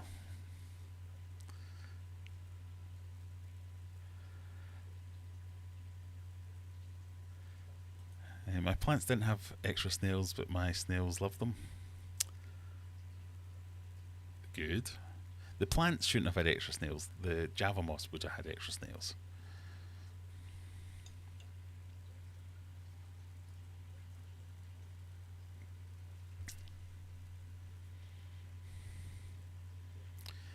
Right, I'm scrolling through to catch up a little bit. Corridoras is like sheep then, yes. So sheep and sheep is both the plural and the singular. Corridoras is, there's no such thing as a corridora, basically, is the point that they're trying to make. So one single corridoras is still called a corridoras. Two of them are two corridoras. One sheep, two sheeps. You wouldn't say that. That's one sheep, two sheep. Clipped it. Yeah, that was the worst thing about that live stream, was me waking up in the morning going, yeah, 7 people have clipped this. I'm like, oh, thanks very much, 7 people claim to be my friends.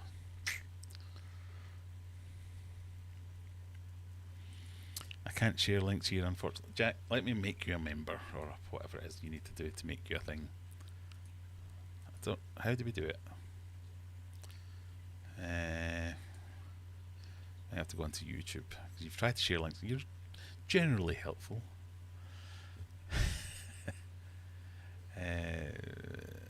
Facebook. No, not Facebook. What's my aquarium?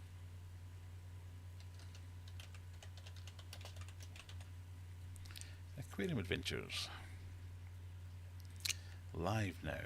Let me just shut that off.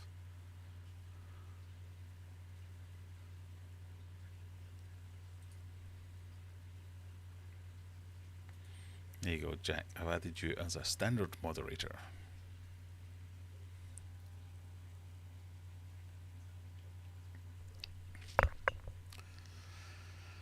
My CV consists of I have no brains and I'm lazy. Employ me. Yeah, that's not going to do well. My CV's... See, the thing about CVs, and I don't know if this is just because it's a tech thing, your CV should be tailored for the job you're applying for. It shouldn't. You shouldn't just have a standard CV.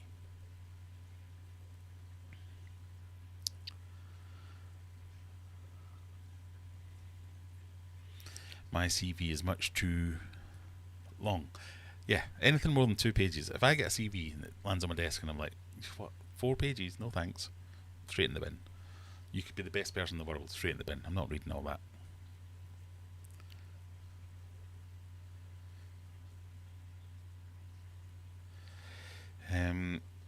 Snake bite and Perno and black. Oh, yeah. I've never really done snake bite. I had a friend that used to like a pint of snake bite, but it wasn't for me. And again, I've never drank Pernod other than as a mucky puddle, and it's put me off Pernod for life. Posted some pictures on Discord. Okay.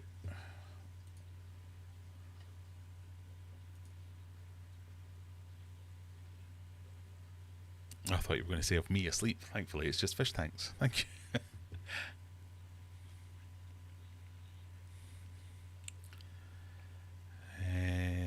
I used to fill my dad's whiskey up with cold tea. He never noticed I was not much of a drinker and then gave me a bottle for my 18th birthday. Yeah, God, the things you did when you were a kid.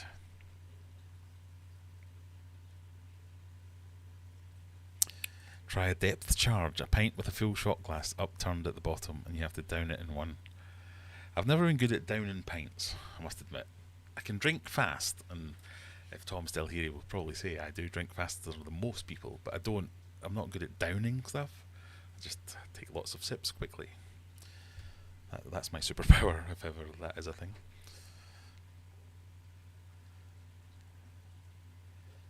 Coldwater Aquatics are streaming in 1 minute. So we'll need to get on then.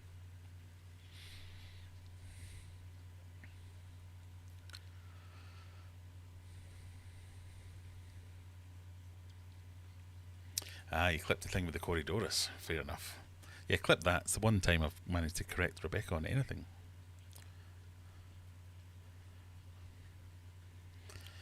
In academia, the CV is more scientific publication. Yeah, so different strokes for different folks. So obviously the CVs I see are all tech related, IT world. If you're doing something in academia, that's probably true. It's all about how many papers I've had or whatever it might be. Pardon me.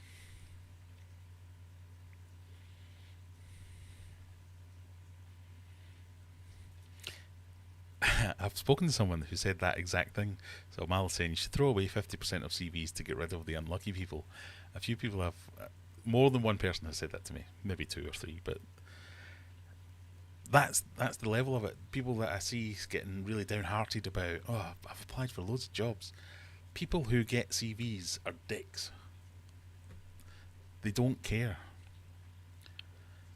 Especially if you're going through like recruitment agencies and things like that. There's like 2, 3, 4 layers of people before you get to some. The amount of CVs I get from people that are unsolicited, from recruiters and stuff, for some reason my professional email is out there as someone who hires for Capita, and I do not hire for Capita. So I get dozens and dozens of, and I don't even open them. They just go straight into the trash. So that counts as a CV that never gets seen. The ones for the jobs where I actually have a position on the team or whatever, where I do look at a CV, that's the ones that I'm talking about, where I go, yeah, 4 pages, no chance. No chance. I am 7, no chance. So it is a numbers game. When working in the aquarium trade, I read the CVs of my replacements. That can be a good thing though, especially if you're leaving under good terms. Then it's good to be able to pick the person that replaces you. I've seen that work a lot.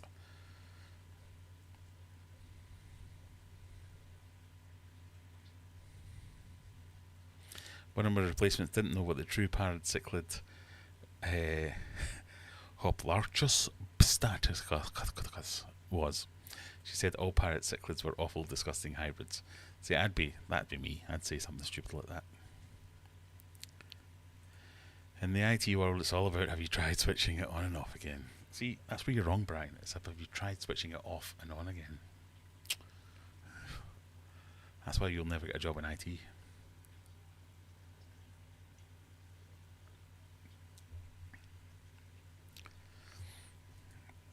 I needed a job at the time and applied for a teaching position. They asked me my weaknesses, and I stupidly said teaching. One of my first jobs outside of college. I didn't really go to college, but I applied for a position, and one of the questions was, how much experience do you have with PCs? I said, well, yeah, lots. I fix PCs regularly. I work on a help desk that says PCs. Do you have a PC at home? And I was like, no, I'd never have one. They're too much trouble. And that was like, okay. Yeah, I could literally see them crossing out the rest of the questions. I was like, oh, that's not even true. Why did I say that?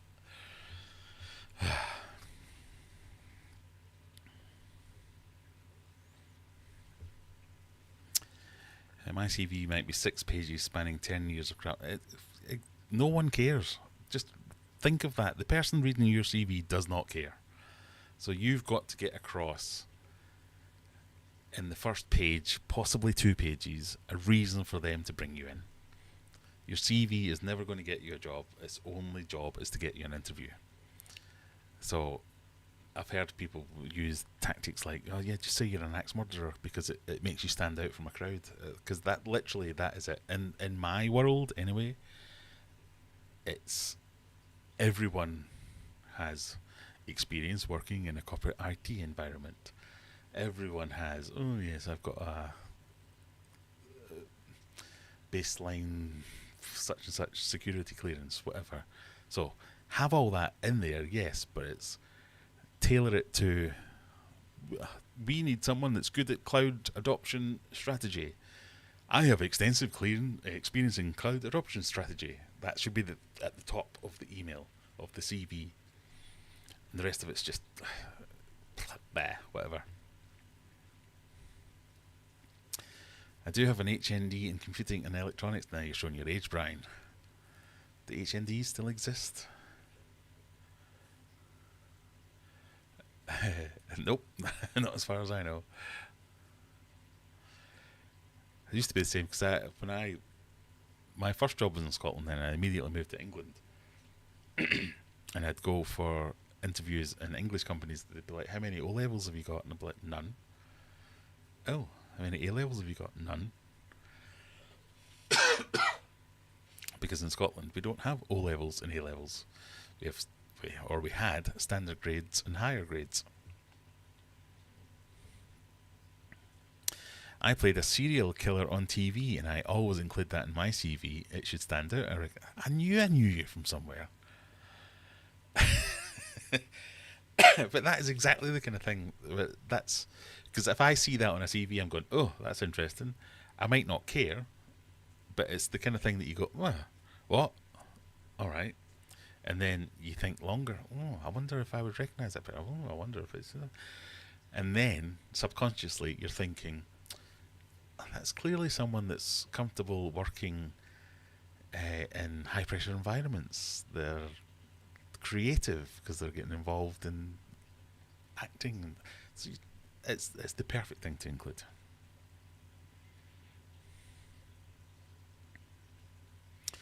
I have the unfortunate situation that I looked a bit like the crossbow cannibal.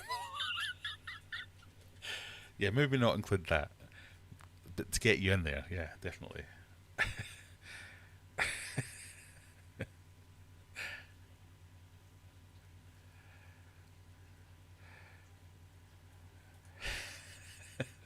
That made me chuckle, I must admit. Right, we're 10 minutes into old Coldwater Aquatic Stream. We're crashing that. So I guess we should say goodnight. I've had my 4 beers for the evening.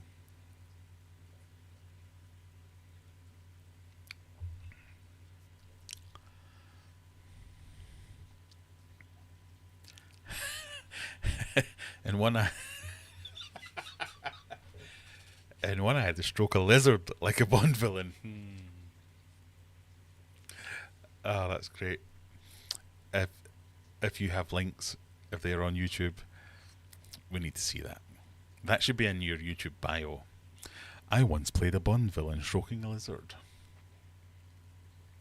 Right, good night everyone. Thank you for joining me. If you haven't, go and watch a video or something, or do a thing. Enjoy your weekend. See you in the next one. Have a good one. Bye.